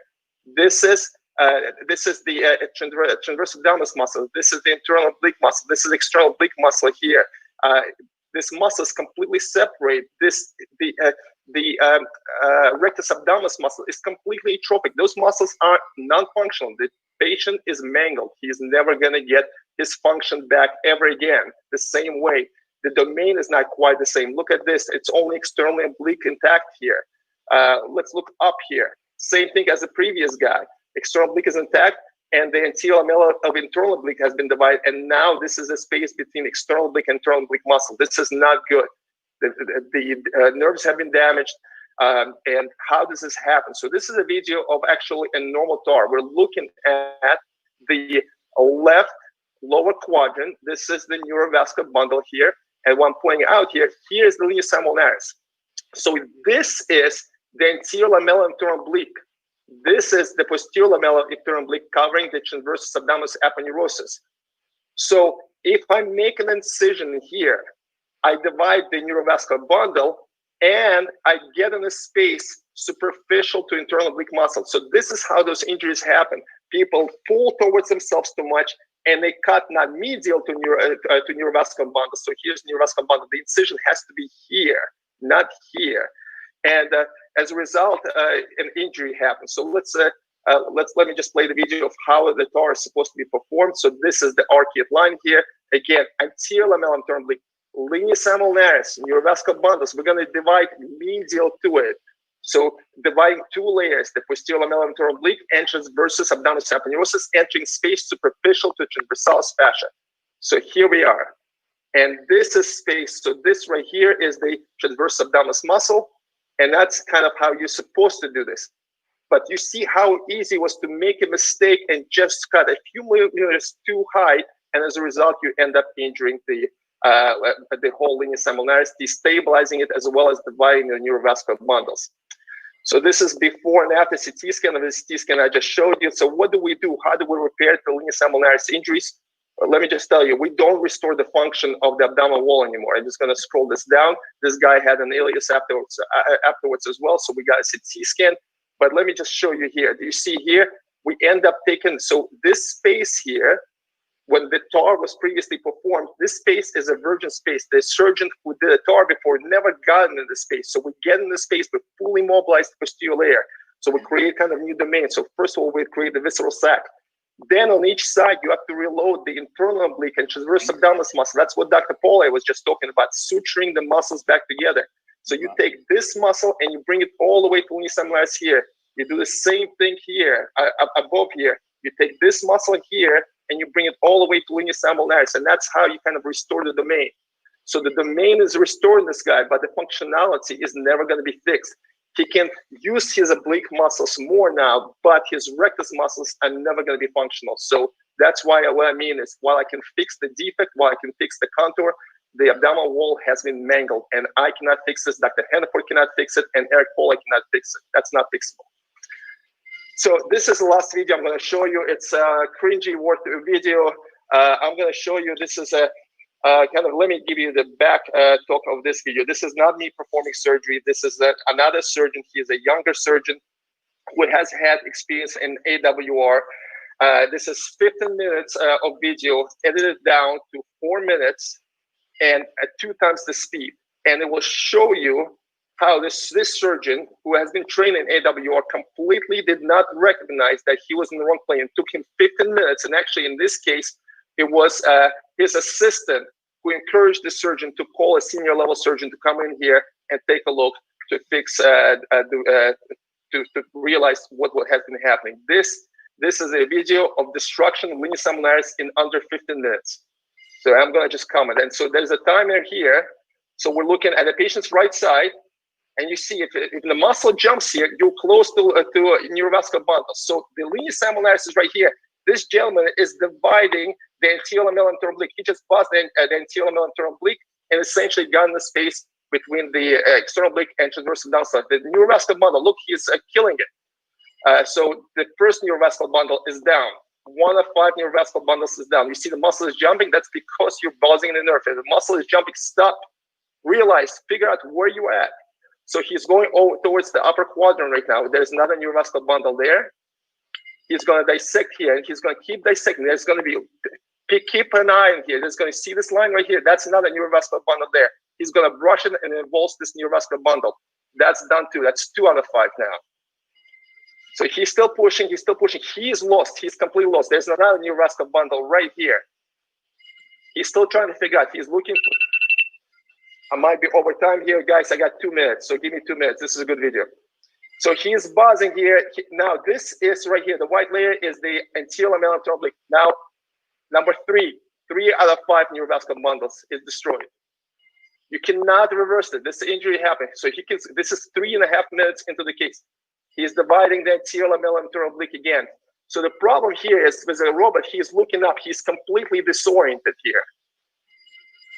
So and look, I mean, you can tell by his moves, he's not sure where he's going. And so again, he's looking for transverse abdominis muscle, but he's way above. He's way above, and he's dividing the anterior lamellar internal oblique. And again, he keeps getting. This is what you saw in the previous CT scans, where you saw the space between external oblique muscle and internal oblique muscle. The surgeons don't realize what they're doing and dividing the anterior lamella and internal oblique and getting in the wrong space.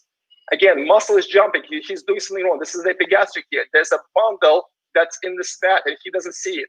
You'll see it in a second. It's right there. So he already killed it right there. So it's killed. So a bundle right there, a bundle right there. And so that's going to be 4 out of 5. Again, he's dividing the anterior lamella and internal oblique right there. So again, wrong space. He's dividing up versus you need to divide down. You need to be dividing right here, and he's pointing up, and he's still dividing the anterior lamella and internal oblique. So essentially, you're going to see in this spot, he's going to completely bring down the whole muscle. You shouldn't be seeing any muscle. You shouldn't be dividing any muscle in the lower part of the abdomen. The only time you divide muscle in transverse abdominal release is in the upper third of the abdominal wall. Down below, we only do aponeurotic releases. That's it. Aponeurosis of posterior lamella and internal oblique and transversus abdominis aponeurosis. Look, he is bringing down the internal oblique down here. Another neurovascular bundle. That's 5 out of 5. That's 5 out of 5. A neurovascular bundle is destroyed. This right side of down wall now is completely dysfunctional. That rectus muscle is never going to function the same. Why does this happen? I mean, this is just, the surgeon is not being aware. He doesn't realize what he is doing. He keeps going. He's still looking for something. So this is internal oblique muscle. He's now exposing the external oblique aponeurosis, and he's dividing over there. He divided a little bit of external oblique aponeurosis as well. So that's a full abdominal wall injury. That's internal oblique muscle here he's dividing right now. You should not even see external oblique muscle in this region. So 10 minutes, that's 11 and a half minutes right now. It's going, the timer is going, and he's still going. And at this point, I think the assistant is encouraging him to call the senior level surgeon to come in the room to take a look at what's going on. So in just 15 minutes, 5 neurovascular bundles were destroyed, bunch of holes here, and this is very difficult to fix. And the abdominal wall of the patient has been mangled for the rest of her life. Very discouraging when you look at this type of videos, but I hope all of us can learn from this. So that's all I have. Thank you very much, and I'll be happy to answer any questions. Thank you, Igor sir. It was a wonderful discussion. Dr. Sindeshak, could you ask a small, quick question, and we will have a panel discussion with all the panelists because they will be there for the panel again.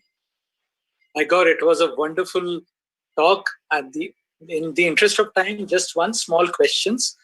In order to close the PRS when the peritoneum is not sufficient, rather than doing a posterior release or a TAR, would you use either a vicryl mesh or an omentum? You can use the I've used the omentum. I usually don't use vicryl. I can tell you very commonly I will just do when I say partial TAR release, what I mean by that is I'll go and I'll release aponeurotic portions from bottoms up. So I'll find the arcuate line. Then I release like about 3 to 4 centimeters of aponeurosis, and that allows it to shift a little bit and distribute the tension. But that's a judgment call. Again, for a lot of, if you select the patients well for those stopper repairs, one of the things, a lot of times the holes are round, and what showed in the video from Vlad Burdakov is instead of closing it vertically, try to close it horizontally like this. And that a lot of times allows you to get it closed without breakdown of posterior layer. Thank you. We would have many more questions, but in the interest of time, we'll leave it for the later. Thanks for an excellent talk, and thank you again. Thank you, sir. So now I invite the moderators for the next session. Dr. Sarfraz Beg, Director, Digestive Surgery Clinic, Bluewell Hospital, and Dr. Sumit Shah, Associate Director and Head, Max Smart City Hospital. So I invite you, sir, for the panel discussion and inviting the panelists. Thank you, sir. Thank you, Tarun. Thank you to all the speakers and the moderators and for this session. It was 3 wonderful talks, I think, full of content and probably, one of the best that we have heard in the complications of AWR. So I'll quickly move on and request my co-moderator, Dr. Sarfraz, to start with this panel discussion. And we have Dr. Deepraj Bhandarkar and Dr. Anil Sharma, who are joining us. Dr. Deepraj Bhandarkar is President-elect of the Hernia Society of India. He was the editor of Journal of Minimal Access Surgery for many, many years, and on whose shoulders the journal rose to great heights. And of course, Dr. Anil Sharma is director in Minimal Access Metabolic and Bariatric Surgery, Max Saket Hospital, and also a very eminent hernia surgeon, past president of the Asia Pacific Hernia Society. The three other panelists are already introduced. So, Sarfaraz, I will give it over to you. Hi, Sumit, is the slide visible to you, and is my voice there? Yes. Wonderful. So I think we've had three amazing talks. I cannot even tell you, I have not been able to move my bottom from my chair for the last 1.5 hours. And although I have a nature's call, I rather sit here and hear these guys out. It was absolutely fabulous. But here we go to another really brilliant session, which I'm hoping and expecting, and I'm sure that we'll have a great time quizzing these guys. So me and Sumit are going to be first talking on surgical site infections as complications from hernia and AWR. So the first case, Sumit, can you take this case and present it?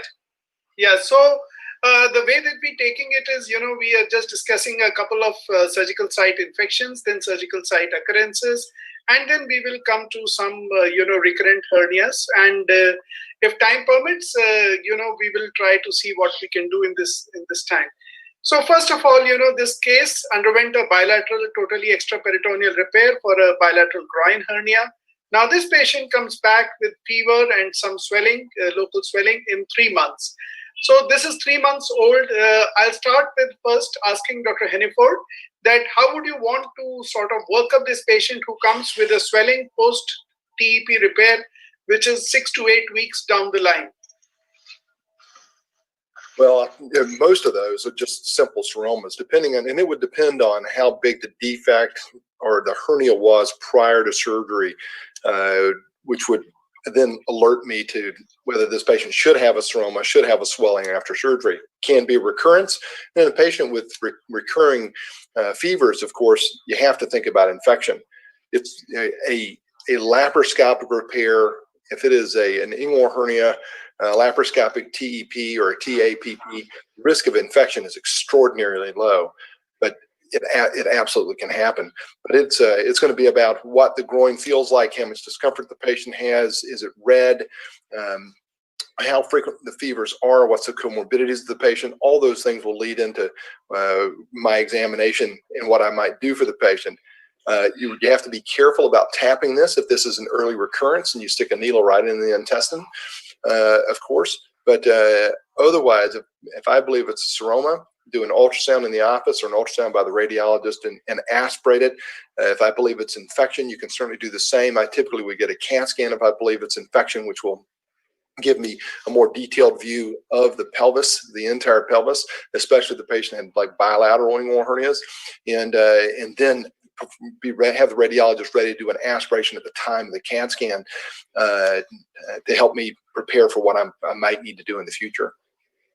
Okay, so we'll show a small video of what happened in this case. So this video credit is to Dr. Anil Sharma, who managed this case, and you can see that they, after probably confirming that this looks like a mesh infection, they have gone back in laparoscopically, and a boggy swelling can be seen in the area where the mesh has been placed, and the space was opened up, and sure enough, you can see the infected fluid and the pus discharging from there, and subsequently both these spaces were opened up and the mesh had to be explanted. So my question to Dr. Anil Sharma, once you suspect that that there is a mesh infection by aspirating the seroma and culturing it, do you think there is a way that this could have been managed conservatively, or a mesh explantation is always necessary? Yeah, thank you so much. See, in these sort of cases, normally on a CT scan, if you see there is a lot of pus around, that this mesh would most probably need to come out. So the CT scan, of course, physical examination, lab tests, and then finally a CT scan will tell you what the sort of real situation is. Now, for this patient, since this patient had previous TEP repair, the surgical approach prior was posterior. The mesh that has been implanted, right now is pre-peritoneal. So when this patient has an infection, there are chances that the pus would in fact remain circumscribed to the posterior plane, at least, in the sort of initial phases. So that's why we thought of a posterior approach for this patient, because with a posterior approach, you can in fact drain very easily. It's a pre-peritoneal mesh, like I said. But then more importantly, you in fact save the anterior layers for a hernia repair should it be required subsequently. So you in fact save the layers of the anterior abdominal wall for a future anterior repair should it be required. So, Dr. Anil, that brings me to the quick question that, now we can see the posterior explantation of mesh much more commonly, the laparoscopic explantations. But at one time, the criticism used to be that you are exposing a virgin peritoneal cavity to an infection. So if you have done a totally extraperitoneal repair and then you are exposing the peritoneal cavity to an infection, are you doing more harm? Yeah, this used to be a fairly common question, Sumit, and I think it is understandable for people to be in fact worried on this score. But I can tell you the peritoneal cavity itself, is a very good scavenging system, and once you have in fact drained out pus, from a cavity and then put in a drain, the peritoneal cavity takes care of most of dirty stuff that can happen on the inside. So we've done, I think, about 12 of these patients, and we have not in fact regretted it so far as posterior drainage is concerned. It is much kinder to the patient as well, because you are saved, multiple painful dressings. And like I said, the layers of the anterior abdominal wall also are saved for a subsequent repair. So there are several good reasons, I believe, where one must think of a posterior approach for a mesh explantation for those patients that have had TEP or TAPP repair previously. Thank you, sir. And now I will ask Sarfraz to take up the next case. Yeah, so this case is a 55-year-old. Sorry. Yeah, sure. Add one thing here? Yeah, sure. Yeah, sure. Of fixation device has been used, it's very important actually to assess the number of tacks in the top X-ray and make an effort to take out all those tacks from that extraperitoneal space in these cases, because otherwise they can form a persistent focus or nidus of infection. So that's the only point I wanted to add. Yeah, very pertinent. Yeah, true. Yep. So this is a 55-year-old female who is class 2 obese, controlled diabetic, had a large midline hernia. This is the video of the patient. And this patient underwent a bilateral TAR after optimization of the HbA1c. And then this is how she looked like in day 4. But on day 8, this is how it appeared. A little red, a little wound whiteness. I would like to ask Dr. Igor Belyansky, with this picture, what would you suggest as a go-to tool? Hi, Sarfraz. So wound infection after abdominal reconstruction, those things happen. But the first thing is it's almost a knee-jerk reaction. Anyone with drainage, fevers, chills, anything, everyone gets a CT scan right away. And then specifically, what I want to find out is if the mesh is compromised, if collection is based on the around the mesh or if it's superficial. Either way, what I would do for something like what the way it looks after getting CT scan, doing the workup, I would at least take it to operating room, open up the wound, wash it out, widely debride this, and evaluate the fascia if it's intact or not. And then typically the way I treat this is place a wound vac. And sometimes it's not unusual for me to bring those patients to wash it out and just to kind of take a look to see how things look, to debride noir, and then continue with wound vac changes post-op. The key is a lot of times in these cases, the anterior layer breaks down and the mesh gets exposed. And so then it depends what kind of mesh you use. But typically in my practice, I think many surgeons now who do AWRs, they use macroporous polypropylene mesh. Again, you can try to salvage this.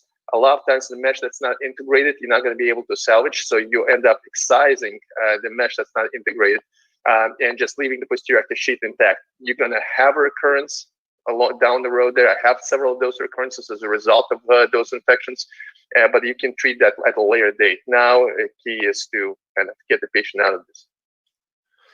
Can we go back to the picture before for a second? Post-op day 4? Yeah, that's it.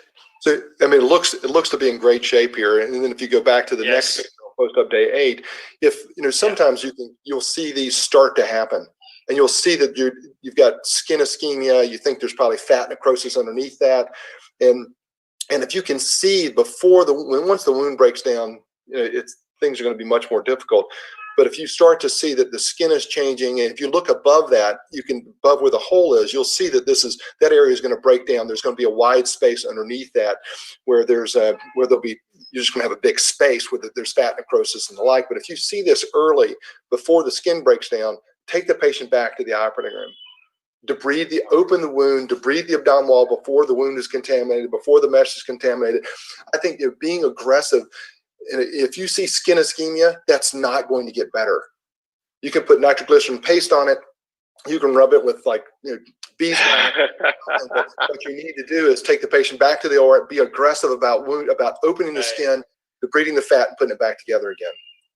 So since Dr. Belyansky and Dr. Hennifer has spoiled all the fun for the moderator, here it is. As they rightly said, this is what we did. We took the patient to the OR, and you can see that there is an exposed mesh. There is an anterior rectus sheath dehiscence in 2 spots, and the mesh is exposed, and the pus is what it looks like. An aggressive debridement, and that is how it looks like after debridement, and a negative pressure wound therapy was put in. Now, here is the question to Igor. Dr. Belyansky, how would you suspect a gut injury in this patient, or when would you do that? Does this picture look like as if there is a gut injury? Should we suspect it? What are your thoughts on those?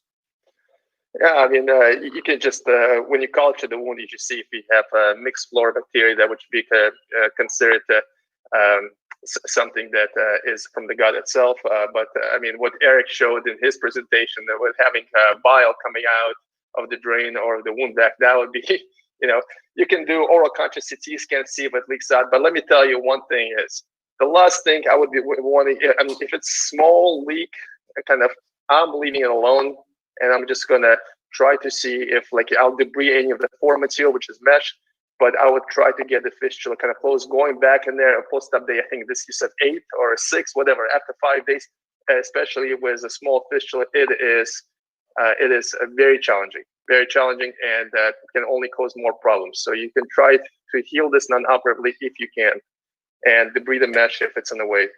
Eric showed also that sometimes the fistulas will stop themselves if you control it endoscopically, and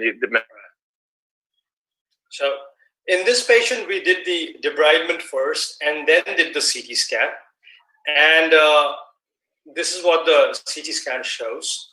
I think this is an interesting CT, and all of us can take a look. This is where the dehiscence starts, the skin dehiscence.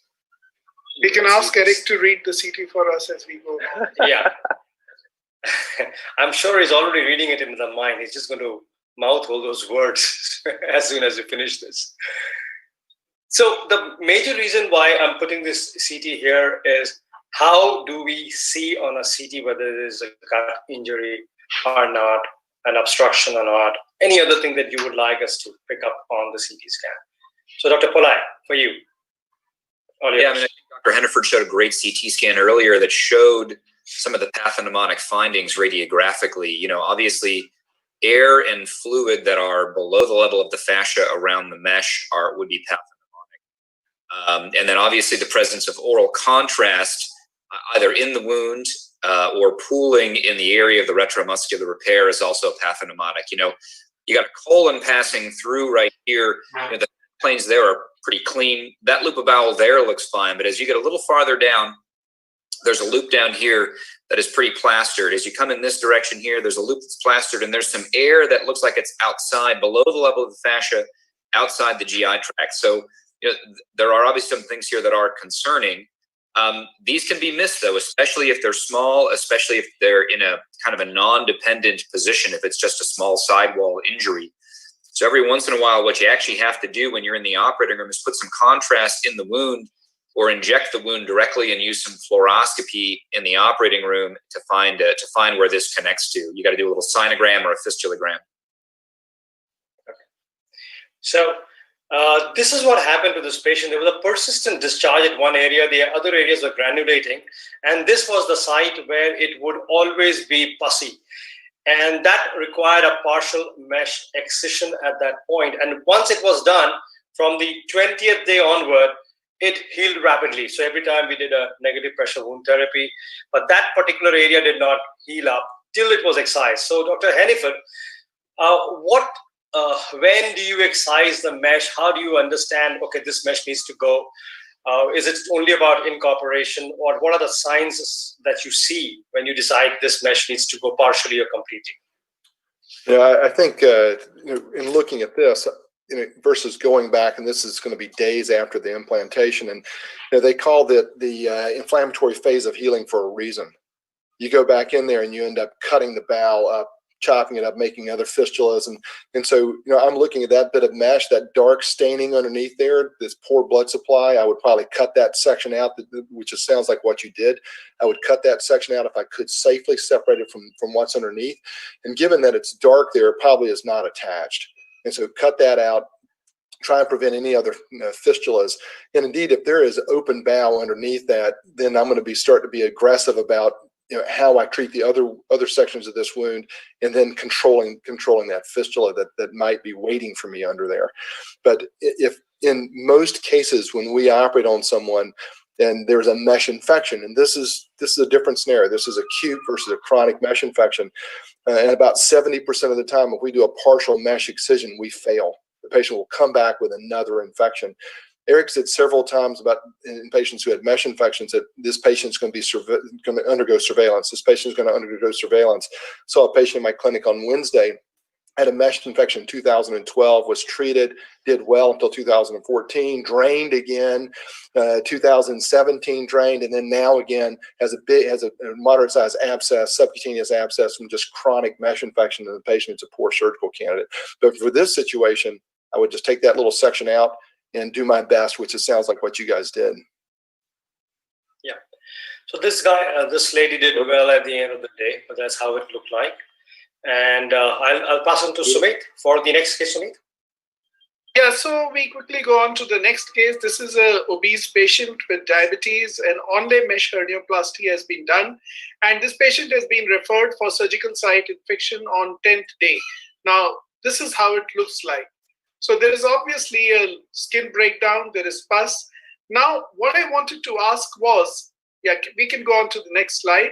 What I wanted to ask Deepraj was, Deepraj, onlay mesh hernioplasty repair is still a common repair done across a vast majority of the surgeons in the country. What would you say about mesh salvage and onlay repair? Do you think there is a higher chances that we could salvage the mesh in an onlay repair in a situation like this? Well, I mean, yeah. It depends on a couple of things. Depends really on what kind of a mesh has been used. If you look at the data, the rates for onlay meshes coming out is much higher than when they are placed in the retrorectus space, because the retrorectus space is supposed to be more pasteurized. The meshes integrate better. So there is a higher chance that an onlay mesh would be. Having said that, I would not stray into removal. I would, if this was referred from the surgeon, would want to know that surgeon what the type of mesh which was used. And if it was a macroporous medium weight mesh, I would make every attempt to try and salvage this mesh by methods which have already been described. Fairly aggressive debridement of the wound and putting a wound vac on it to salvage it. It will have to be redone every 5th-6th day till the wound starts to granulate well. But there's a good chance that this mesh could be, if it's not a weight microporous mesh. Okay, Deepraj, just for the benefit of our delegates, I would like you to, you can go on to the next slide. So I would just like you and the next one to tell us a little about this NPWT, because, you know, quite a few surgeons would like to know, maybe in a short description, you could tell us about this NPWT therapy. Yeah, so negative pressure. Yeah, so negative pressure wound therapy has been around for a while now.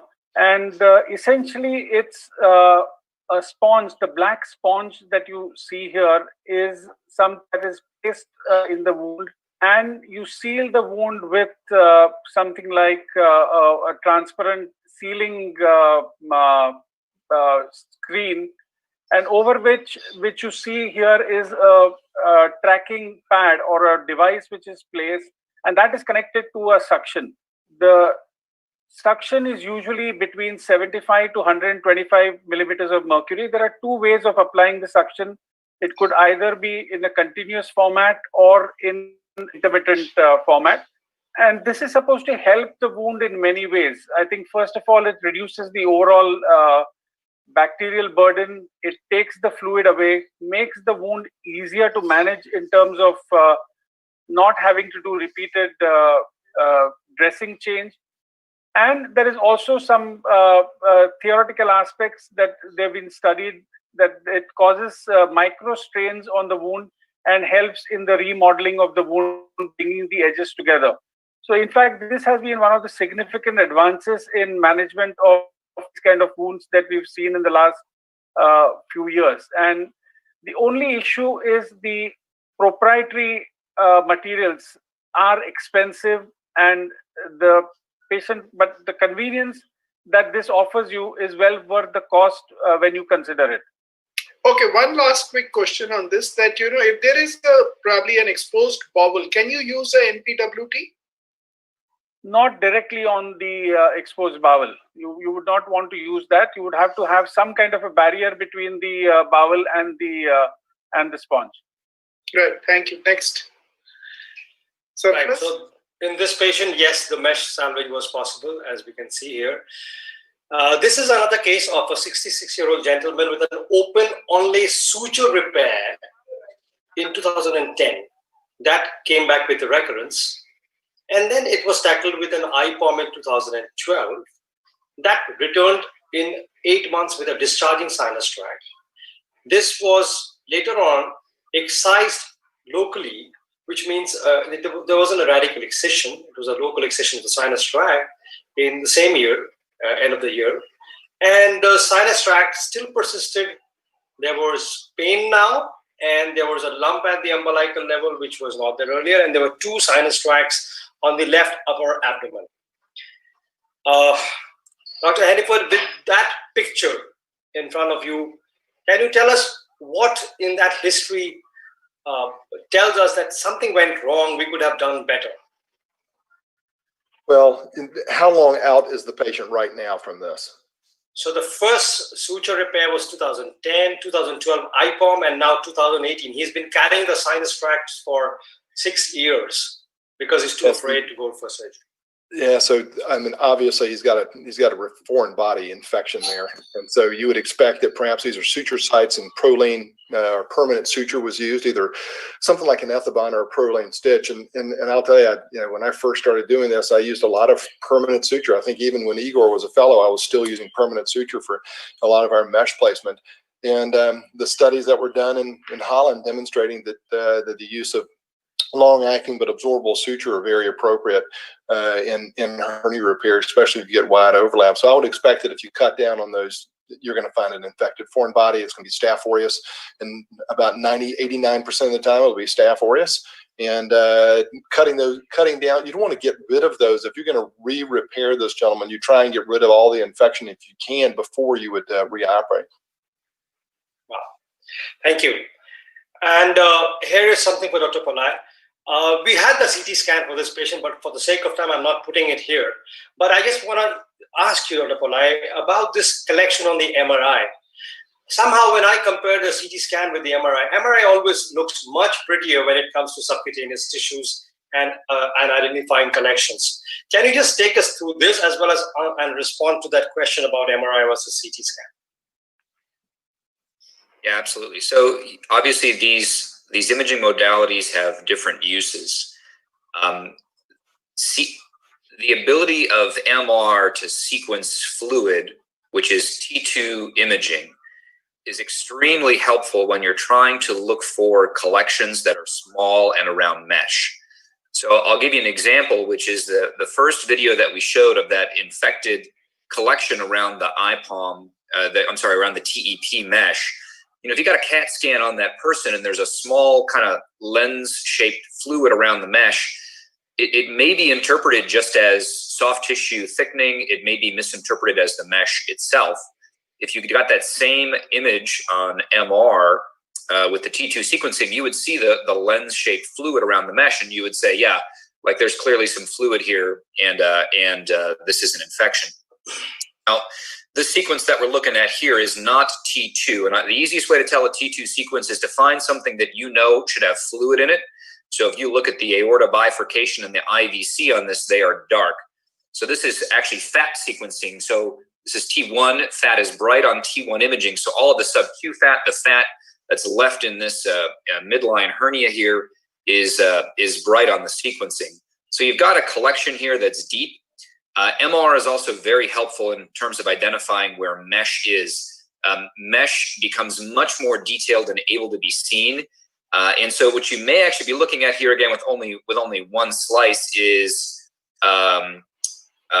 it's hard to tell if this is just the mesh that's down, but you've got a lot of debris in the middle of this cavity as well. So I think what you're looking at is something that is clearly infected. The mesh may be the bottom edge here. It may be the top edge here, and what you're seeing is a rind around it. Or again, you see this debris kind of floating in the middle, which looks scalloped. That in fact could be the mesh as well. I need to know a little more about the patient to give you some of those answers. So indeed, that was the fragmented mesh, and this is the sinus tract on the MR, and it does look pretty, straightforward in the sinus tract. The question is, Dr. Pillai, what approach would you take now? Would you like to drain this abscess, or would you like to excise the cavity? Would you go anteriorly, or would you go laparoscopically? Yeah, I mean, the first and most important detail of this is you've got to completely remove all the foreign body, and that includes identifying, where all those transfascial sutures are placed. I think to clear this infection, that needs to be done. And I think Dr. Henneford may have mentioned that, one of the goals here is to kind of separate the infectious stuff from the recurrent hernia repair stuff, if at all possible. So you've got a patient here who, looks like he has a small fat-containing midline recurrent hernia that needs to be addressed as well.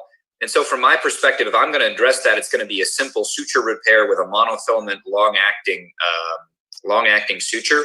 So I would personally offer this patient an open, complete mesh excision. We'd look for every single one of those suture sinuses and try and remove them, and then just a simple suture repair at the end of the day. Okay.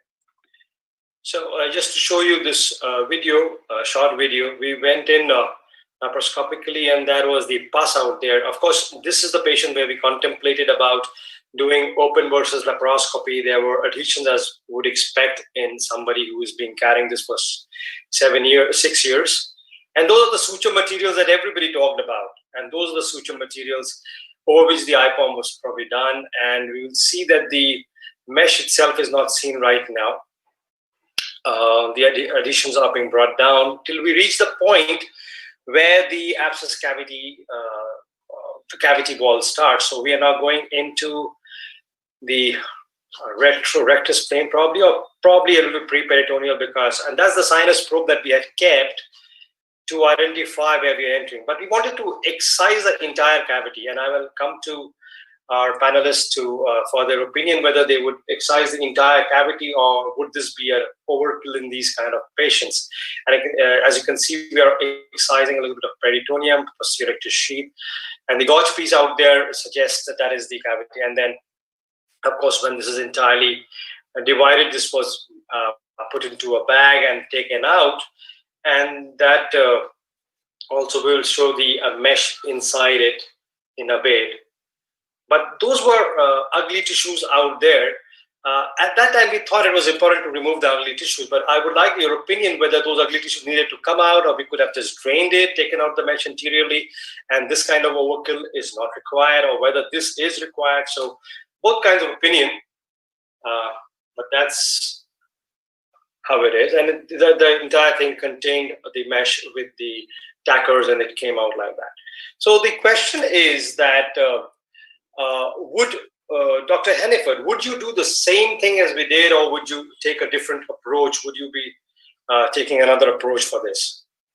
No, if you look at that CAT scan or that MRI, and Eric described it very nicely about, it looked like perhaps that wavy area was the mesh in the middle of a pocket of pus, and if you have that, and so that posterior aspect there, that shelf posteriorly sometimes is super thick. It's almost like its own biologic mesh. And if you go into that defect, again, you want to remove the sutures, you want to remove the foreign body. And I'll tell you, I'm not such a big fan of having to take every tack out. I think it's difficult for the titanium or the stainless steel to actually get infected and cause long-term infection. If I see them, they're all coming out. But I'm not going to get a fluoro in to look for every single tack, because I just don't see those things causing infection. But if you cut down on this hernia, and that wavy scalloped area was described so nicely, if that's the mesh, you can get in there, take the mesh out, and frequently if you pull on the mesh, you can find the individual sutures around and take those out from underneath. And then that thick rind underneath acts like a biologic mesh. I mean, I never see the intestine.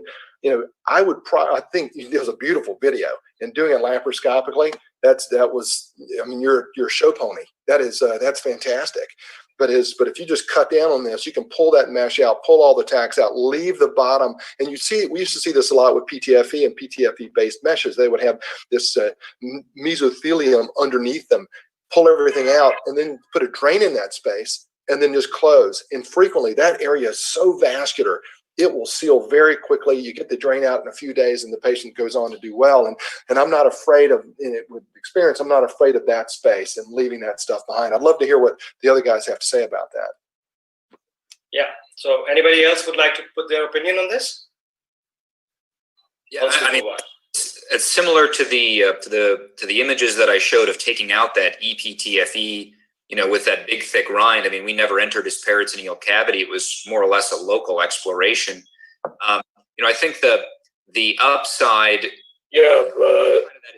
is that you're not intraperitoneal. Obviously the downside, I think, of doing a complete extirpation of that entire rind is that you are taking some of the elements of the posterior abdominal wall. And that has two consequences. One is adhesion formation directly to the exposed muscle. And I think the second is you are, limiting your ability for a future retromuscular repair in the event of a recurrent hernia. Right. Absolutely. Point taken. Yeah. So this is for Sumit. Sumit, can you take this forward, please? Yeah, so this is a morbidly obese 58-year-old lady with a large midline hernia. She had an onlay mesh hernioplasty 3 years back, and again she's got a discharged sinus with normal surroundings. Can we go to the next slide? Yeah, so now not only is there a discharging sinus, she's got a large recurrence as well. So an onlay mesh hernioplasty 3 years back with a discharging sinus, and this is the single plate. We can see the discharging sinus, and it is communicating internally. Now, next slide, please. Yeah, so now the thing is that, that this mesh needs to come out. This is an onlay mesh, and this needs to come out. And would you combine another hernia repair at the same time, Deepraj? Would you combine another hernia surgery if you take out this mesh? And would you take out this mesh completely, or would you just do another repair? Yeah, so in this lady, I think the first thing that needs to be addressed is her BMI, and I would encourage her to lose weight before we plan any other surgery. Because at this stage, this lady has already had one repair. I think the repair that we perform now hopefully should be the last one that she has. I would want to know what is the cause of that sinus. So some investigations, a scan, obviously with an oral contrast, perhaps also sinogram, giving us an idea of at what level the sinus is reaching, whether it's just a sinus leading to a suture in the subcutaneous planes or on the fascia, or is it reaching deeper than that? So that would be my concern. If it's, and I would also want to have cultures if there is any discharge from that sinus. So this case, if we, after optimizing, decide to go ahead with the surgery, and if this is the only spot and it's not in communication with bowel by any chance, I would feel fairly comfortable excising that sinus at the same time as doing a repair with, because this would fall into a clean contaminated scenario. I would feel comfortable doing a mesh repair with a macroporous mesh. Dr. Anil, can I go back to Dr. Anil? You wanted to make a comment in the last case, and would you have a comment, regarding doing a concomitant repair while mesh explantation? Yeah. Sumit, for this particular case, my approach would be a staged approach. Okay, the first stage would be to deal with the sinus and what the problem is. Understanding sinus, which is not healing, would lead you most probably to the foreign body that has been implanted in a sort of an onlay manner. So my assumption is that will need to be tackled first. And then once we have setting of clean surgery, then you can think about subsequent hernia repair later. So my approach for this patient would be a staged approach. Okay, if any of the other panelists would have a comment to make on concomitant repairs with explantation of meshes in clean contaminated cases. Of course, we saw Polly showing that amazing case where, where they put a large vical mesh and they had to go in on the second day after a 14-hour surgery and then take out that mesh, and then he did another mesh repair. Eric, did you ever consider not doing a primary repair of that perforation there and exteriorizing that loop of bowel and not putting in another mesh in that case?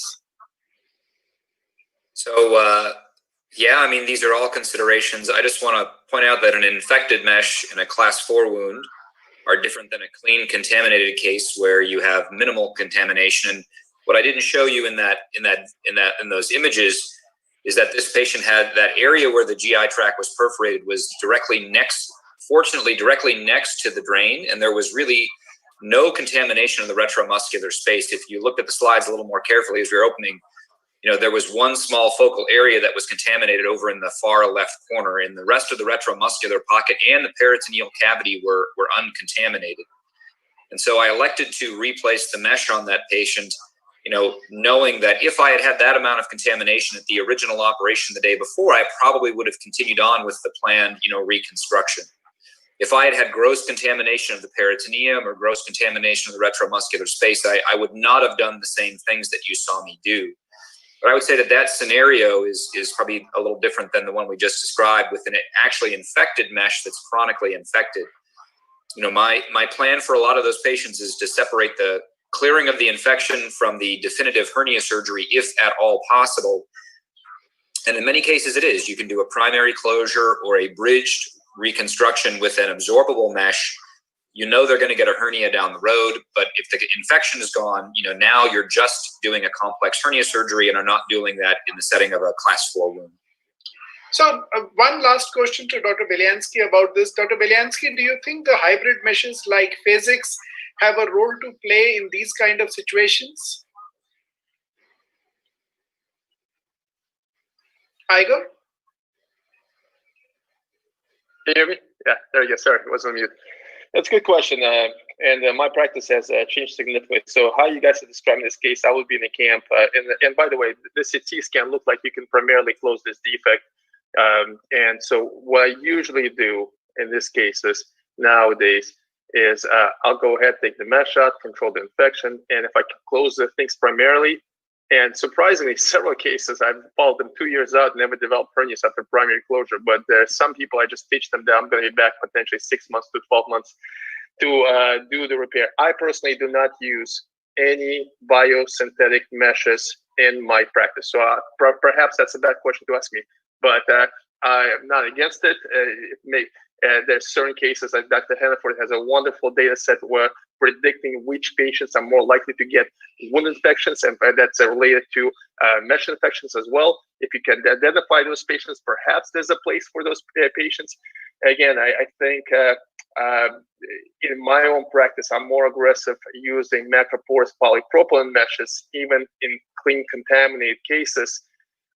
But the way I deal with them is what we talked about before, is we're very aggressive treating infection. I don't hesitate to bring them back to operating to debride it to quickly control the infection, catching an early postoperative period if that happens, to potentially prevent a really kind of escalation of the problem. So, right, thank you. I don't know, maybe Dr. Hannaford has something to comment about the biosynthetics because he has extensive experience with biosynthetics and biologic measures. I would take a contrary side to this. And for a long time, I did primary repairs, and you would expect BMI of 42. It's a reasonable size hernia. And I'm talking to this patient, especially if you look at the long-term data that Yekel presented in 6 centimeter defects, the widest margin, 6 centimeters, and it's clean, primary repair. The recurrence rate's greater than 60% in those patients. So in a patient that's BMI, and the biggest BMI in that group was 28. And so in this patient with a BMI of 42, fairly much bigger defect, the recurrence rate, if you follow this patient long-term, has got to be close to 100%. I mean, it's going to be very high. If you look at the COBRA data, if I can get her diabetes under control, I would treat her with oral antibiotics and I know I'm not going to clean the mesh, but I would decrease the bacterial counts within the wound. I'm not going to operate on this patient until their skin is soft. Sometimes they'll actually heal over their skin. You put them on doxycycline. It's very cheap. The side effect profile is very small. My son was on that for 2 years for acne in high school. And 6 weeks of doxycycline or so, the wound, you really decontaminate the wound, decontaminate the skin. I want to have their muscle feel normal because then I've got planes to work with. And so once the inflammation is gone, then I tell the patient, yep, we're ready to operate on you. If it seals over, they can maybe even like go on antibiotics longer term, but it's going to come back. The infection will come back. But at the time of surgery, I will then take that mesh out. If I can get rectus rectus or preperitoneal, I don't have any problem. If you look at the COBRA trial, the recurrence rate was 17% or predicted 17% at 2 years. And that included peristomals. And if you exclude the peristomals, it was single digits at 2 years. And so like using BioA or using a biologic, and the biologics are different. So you need to make sure you choose the correct biologic. In our case, at 2 years, it's about 9% recurrence rate in this person if we put the mesh extraperitoneal. Intraperitoneal, these meshes fail at 3 to 4 times greater speed, and I wouldn't put an intraperitoneal mesh. The other consideration is, so preoperatively, you got to take care of it. Postoperatively, what do you do with her skin? If she develops a wound complication, her failure rate goes up dramatically in our hands in these meshes, these bioabsorbable meshes, or in the biologic meshes. So we will leave her skin and subcutaneous tissues open, and we'll do a delayed primary closure. Her wound infection rate, not knowing what diabetes and smoking and things like that, and her wound complication rate will probably be close to 65% if you closed her skin. And so we will put a wound vac in, we'll change that wound vac day 2, day 4, and typically on day 5, we're going to close her skin over drains and send her home. And our wound complication rate, infection rate in those patients is about 9 to 10%, which will significantly decrease our hernia recurrence rate. So yeah, I'll take that. The safest thing, if there's any issues, I just close. Just much like Igor described, just you can get that closed, just close and get out, and then do a delayed primary closure. But if I can get rectus rectus, I'll drop one of those meshes in and see if we can't not operate on this patient in the future. Right. Thanks, Dr. Hannaford. Surplus. Yeah. So moving on to surgical site occurrences, this is Sumit, you will like to take this over. Yeah, okay, so this is a very huge groin hernia, as it is very clearly visible. And, we will talk about the alternative approaches, but one of the most common ways to repair these very large groin hernias is to do an open Liechtenstein repair. So that is what was done in this patient. And you can see that this is post-operative day 10, and the scrotum is looking little edematous, it is looking little indurated, it is looking little angry. And so my question, regarding this is to Dr. Deepraj. Dr. Deepraj, regarding this post-operative seromas, when do you think that these post-operative seromas need treatment? How do you decide that you need to tackle these post-operative seromas? Yeah, I mean, again, what we deal with the seromas in the laparoscopic surgeries after a laparoscopic repair, I think the same should apply probably to even the seromas after a Liechtenstein repair. As far as possible, I would not like to aspirate them or put a needle into them for the fear of introducing infection into them. So the patient can be counseled, patient can be told that these would settle down on their own. The patient can be offered a fairly tight-fitting scrotal support, and I think wait and watch should be the norm for these seromas rather than aspiration. So, Dr. Anil, when do you suspect infection? When you have, such a large experience of doing TEPs and even IPOMs. So when do you suspect that there is an infection in a seroma? And do you think that our fear of aspiration is real, or we can go ahead and aspirate and do a culture? Yeah, okay. So well, the sort of picture that you showed us, Sumit, right in the beginning, this is not very uncommon following a Liechtenstein repair. You do see a situation like that off and on. So from here on, I think what is required is serial examinations. Serial physical examinations, serial temperature recordings, serial white cell counts. You would perhaps start antibiotics on such a patient, provide them scrotal support. So it is, I think, mainly a clinical decision that you've got to take vis-a-vis infection in this patient.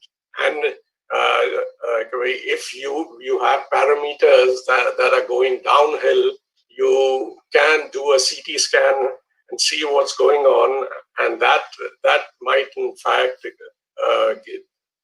tell you more about what is going on with the patient. So I think serial examinations, start off conservatively and then serially examine a few days down the line to see how the patient is doing. Normally, you can make out a patient carrying a pocket of pus, both on clinical examination and then confirmed with things like your serial temperatures and white blood counts, and then scans in the end. Okay, so Igor, you have a separate approach, and I think you shared the case on the IHC with a very large inguinal hernia. So instead of an open approach, you took a minimally invasive approach, doing a component separation. So can you tell us something about a different operative strategy for these groin hernias? Yeah, I mean, I would not apply this strategy in this case, by the way, just for the record. This would be a robotic tap repair for me, or open approach, Liechtenstein approach for me. I wouldn't do, I mean, this is the hernia that you represented me was a loss of the main hernia where the sac was going below the knee down to the ankle. And that's a very different case. That's a true loss of the main. So I think you're referring to what I would do is retromuscular dissection, combination of Botox and progressive neoperitoneum. It doesn't matter that was lingual hernia or incisional hernia. The treatment is the same. It just so happens with lingual hernia, which had a virgin abdomen, I could have dissected the retromuscular space completely before to place the mesh, because once you reduce everything back and loss of the main patients, you have very little room to work in retromuscular space. So the key in those cases is going directly in retromuscular space, developing everything, and then doing the hybrid approach where you do everything with an open approach. And once you cut in the hernia sac, your whole space is dissected there. You can place the mesh without much struggle at this point, and not struggle to see the anatomy because the whole space has been already dissected, and then just close reapproach.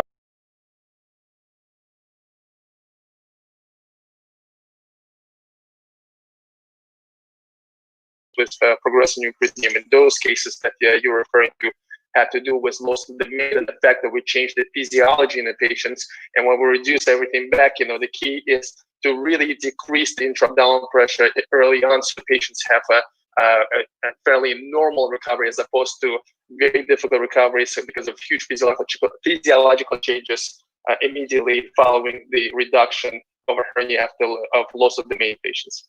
Thank you, Igor. Sarfaraz?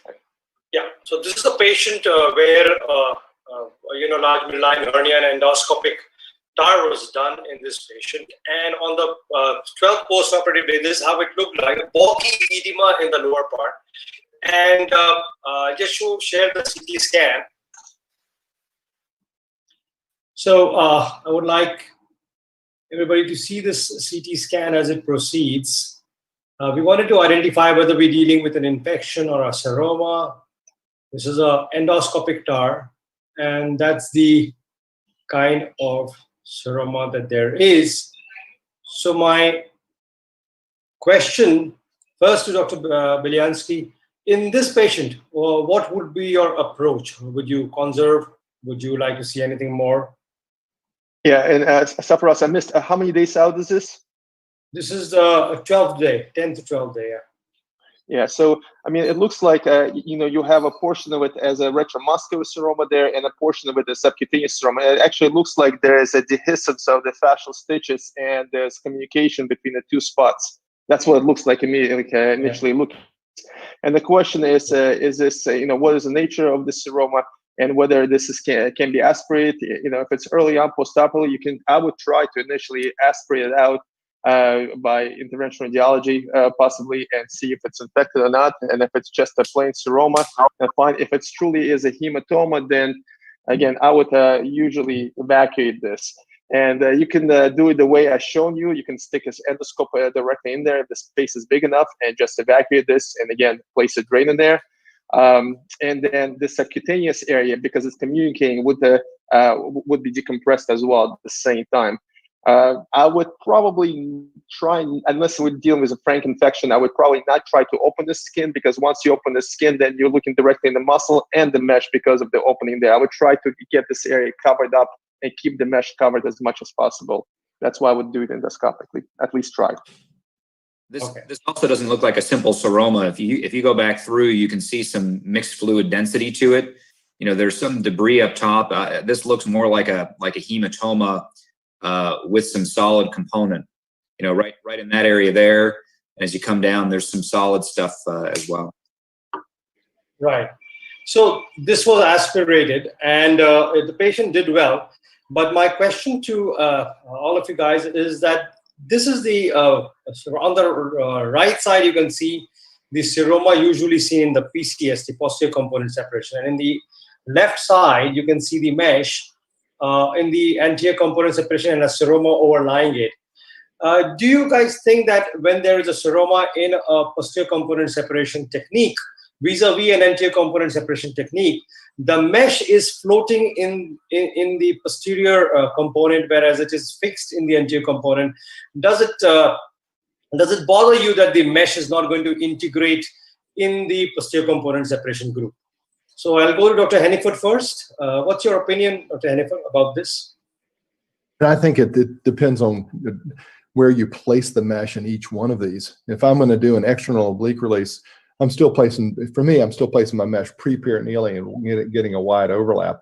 If the mesh is separated from the abdominal wall, separated from where it's supposed to integrate, then you can't expect integration. You can't expect the mesh to do what it's supposed to. And if I can aspirate fluid and collapse that space and have the mesh lay where it's supposed to, that's exactly what I'll do.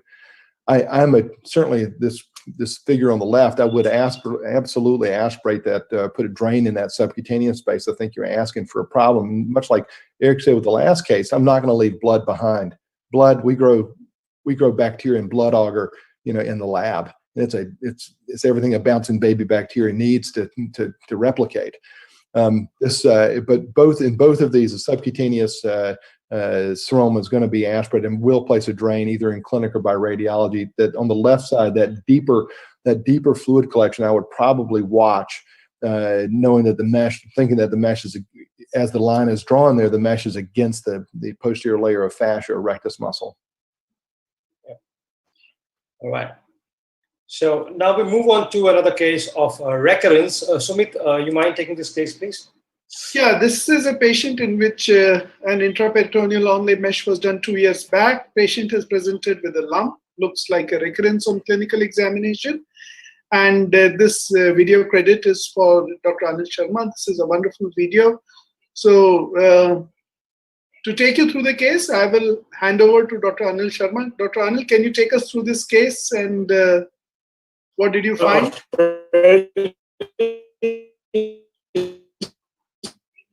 I think Dr. Sharma has a problem with the network, Sumit. Yeah. So I think apart from...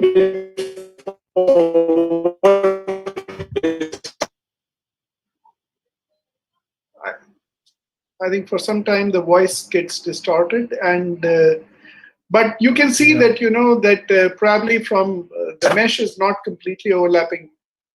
Dr. Anil, can you hear me?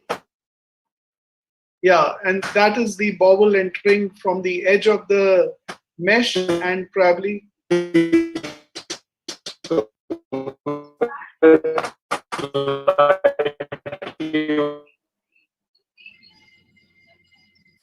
Yeah.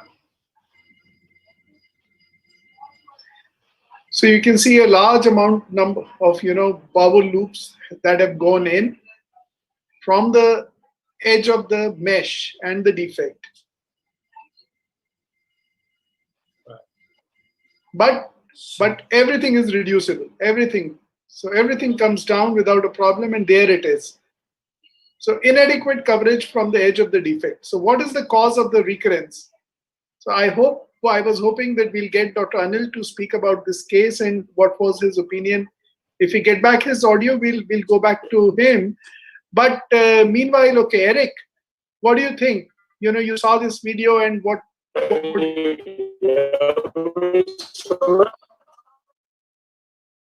Well, I mean, from the video, it's challenging to tell the cause. It could be. Can you hear me, Sumit?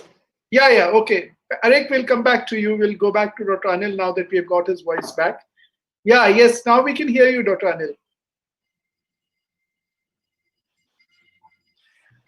I think. So what I just wanted to say, Sumit, was this is what you see most of the time.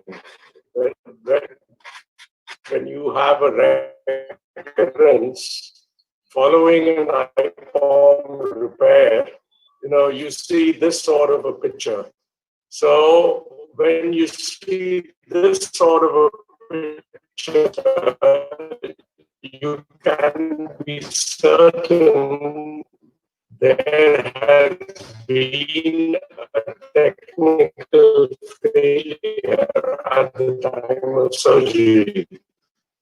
And the most common types of technical failure that we have during surgery are when the mesh is not sized correctly, when the mesh is not positioned correctly, and finally,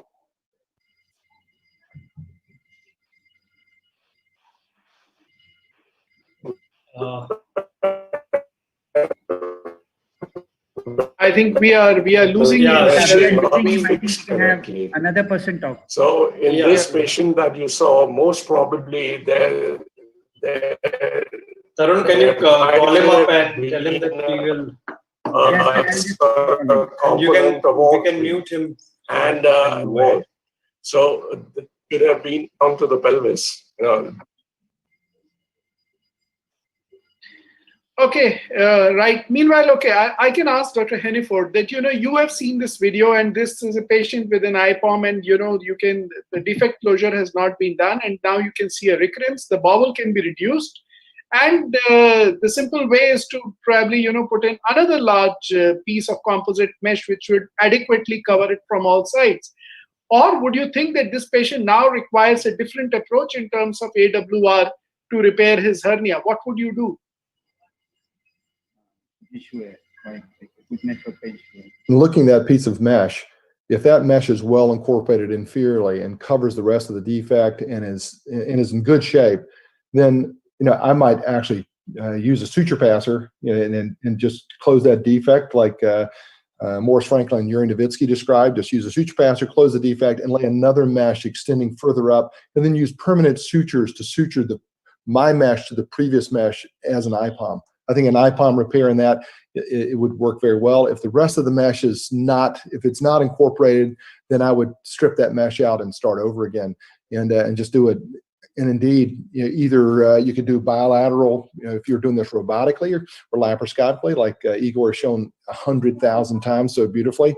You can do a bilateral laparoscopic TAR, or if you need, or a retrorectus repair. But I would just do an IPOM. I would repeat an IPOM and close a defect. Igor, would you do the same? Or would you go on to your more complex AWR techniques to repair this kind of recurrence? So the reason for this recurrence, and I think Dr. Henniford and I have talked about this many times, so very common recurrences after IPOMs, it usually happens with people with midline diastasis that the recurrence doesn't happen at the site where the hernia coverage was, but at a transfascial fixation through the diastatic portion of the fascia where the mesh over time tears through the diastatic fascia and the people develop a new hernia. That's a lot of times. In those cases, the meshes may still be in a good position where you can actually drop the mesh down together with posterior layer and do an ETAP axis approach where, again, you're working on level up and getting the muscles back together, keep the mesh as part of posterior layer, close the hole in posterior layer, and just place a new mesh to kind of overlap your suture line. That's typically what I would do for this, versus taking if I really don't like the mesh, the way the mesh is sitting, if I feel like it's curling up on itself, or if it's gonna erode the intestine down the road, if it just doesn't look right in the CT scan, I will go transabdominally, take the mesh out, and then the next step is, depending on what I'm dealing with, whether there's wide diastasis or a defect, a lot of times when I take the mesh out, the whole area would need to be reinforced. Then I would do it either probably reef stopper or TAR if needed, depending on the defect size. Thanks. I go next. Yeah. I think so. We are running out of time. Yeah, we are running out of time. There are plenty of things which were there, but I guess what we can do is quickly go to the adhesion case. What do you think? Yeah, we'll quickly. So we'll skip one or two of the cases that we had to show. I think PRS disruption has already been dealt by Igor in great detail. So let's do this one. So this was an open reef stopper and sleeve gastrectomy done in a patient in 2014. She came back with a GERD, probably because of a sleeve, and we planned to do a revision Roux-en-Y gastric bypass. We were happy that this is an open reef stopper, so what would happen is the mesh is extraperitoneal. We would not expect adhesion, and we'd be able to do a Roux-en-Y gastric bypass. To our surprise, this is what the diagnostic laparoscopy showed.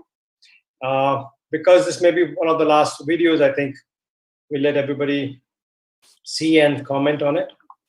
So those were the kind of additions. And if you can note above at the top, there is a small recurrence also at the top end of the reef stopper repair.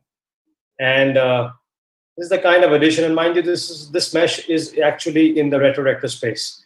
And now you can see the mesh here as well, which basically not the mesh, but it's imprint on the peritoneal side.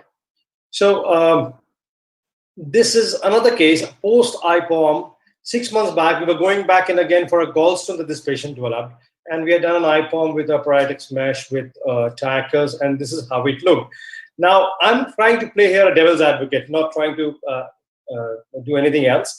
But typically, we believe that an IPOM mesh causes more adhesions, and we believe that a retrorectus mesh has less adhesions. This is one of the advantages that we tout when we talk about reef stopper repair or retromuscular repair. I would like to ask the panel, just an open house now. We just, at the end of our panel discussion, we are all at the finishing line. So I would want to have your opinion one by one, all of you. What do you think causes adhesions? Is it the mesh intraperitoneally? Is it the biological factor, something about the patient or something about the weight that it is done or something, a bit of everything? So first, let's go to Dr. Deepraj. What would you say? Yeah, I think, we all know that adhesions are multifactorial. It will be too simplistic to say that a particular factor causes adhesions in a patient. I have rescoped patients after open reef stopper a couple of times, and I've also seen these kind of omental adhesions. So my feeling is that wide dissection in the retrorectus space also causes some degree of ischemia initially, which makes the omentum adhere to that layer, and those adhesions stay on. Now, why with certain types of meshes placed intraperitoneally, the adhesions are less, and why with the other meshes, composite meshes, the adhesions are more, is hard to say. Okay. Dr. Belyansky? Yeah, so Sapras, yeah, that's a very nice looking IPOM mesh, and you're right, you can't deny this, and nicely done. So what causes adhesions? Listen, man, I would go with a little bit of everything. I think it's patient biology. I think it has to do with the trauma of surgery, how you handle the tissue. I think it's really patient dependent. How reactive someone. So many things can cause it. At the end of the day, the reason I like to keep the mesh, the foreign body, I personally like to keep it outside the body, is the long-term follow-up. We don't have long-term follow-ups. What happens with those IPOM meshes long-term, except some of us who have specialty practices and see the few kind of like the saying is barrel of the bucket, scraping off the barrel of the bucket, like in the bottom, like when we see, see some of the complex cases that really are more difficult cases to perform and to do and to address because of the mesh erosion to intestine, mesh dense adhesions to the intestine. So me personally, I would rather take adhesions, bowel adhesions down from autologous patient tissue versus taking adhesions down from the mesh itself. So that's the kind of reason I've always tried to kind of abide to principles nowadays to hiding the mesh when I can from outside of abdominal cavity. It doesn't mean I don't do IPOMs. You saw me show you an IPOM in my presentation, but that's just not my go-to approach anymore. I think there's not a single mesh product that's better than another one. Some mesh products have adhesions to it, more commonly. But every time, whenever I went back after my own IPOM repairs, majority of the time, I would have some kind of adhesions, mostly omentum. But when the bowel starts getting stuck, especially to the edge of the mesh, that becomes quite a challenging procedure, I think, for everyone. Dr. Pillai, would you like to add? If I knew what caused adhesions, I would be talking to you from my yacht, or probably not talking to you at all because it'd be a personal secret. So let me just say that I don't know the answer, and none of us do. What I will say about that video, though, is the first video showed areas of posterior sheath breakdown in multiple locations with exposure of uncoated polypropylene mesh. And so what you're seeing there is what we've talked about multiple times today. One of the failures of a reef stope operation is a breakdown in the posterior sheath. That doesn't always result in a complication. In particular, that patient was getting something else done. You would have never known about those adhesions because the patient had no obstructive symptoms, and it probably would have been inconsequential if you weren't going back to redo a bariatric operation. But exposed, uncoated mesh in the peritoneal cavity can be a problem. And so what you're really showing us is a video comparing, exposed mesh that was coated to exposed mesh that was uncoated. The other thing I'll say is I've had plenty of patients who have some of the inflammatory response from a retromuscular piece of mesh, transmit into the peritoneal cavity. Those adhesions are generally able to easily be managed without significant bowel injury, but they happen. Right. Dr. Hanniford? Well, quickly, I'd say the things that cause adhesions are, of course, inflammation and whatever the source of that inflammation, infection, of course. I think energy sources makes a difference. You frequently get very few adhesions to things like the harmonic scalpel and the ligature, clips and tacks. I think metal, that you leave exposed metal in the abdomen cause significant adhesions, and frequently, that was a beautiful video showing that mesh, but frequently it may look beautiful on the mesh, but then the surrounding where the tacks are, the exposed tacks can cause a real problem. And even like clips, frequently the clips that you would leave behind will cause adhesions. Right. So, Sumit, for us, I think we are completely out of time. So it has been a fantastic discussion on abdominal wall reconstruction complications. It has been an absolutely privilege to listen to Dr. Todd Hanniford, Dr. Eric Polai, and Dr. Igor Belyansky. And also we must thank our association, Hernia Society of India, and the moderators, as well as the chairpersons for the talks.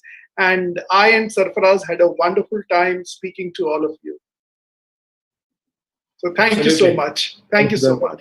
Just in the end, I thank all. I would like Dr. Ramesh Agrawal sir to say the closing comments. Dr. Ramesh Agrawal sir.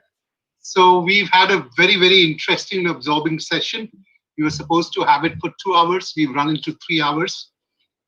Thank you very much, Todd, Eric, Igor, Abhik, Meenakshi, Pramod, Sarfraz, Sumit, Deep Raj, Anil Sharma, Ashwin, Tarun, everybody who's put in a lot of effort to make this happen, and all the delegates who have logged in, and Docplexus and Dr. Kritika for all the logistic support. And with these few words, I would say thank you again. It was very informative, and we hope to see you guys again when we plan something more down the line. Thank you. Much. Cheers. Thank you for the honor. thank you very much. Thank you. Bye. Bye-bye. Bye. Bye.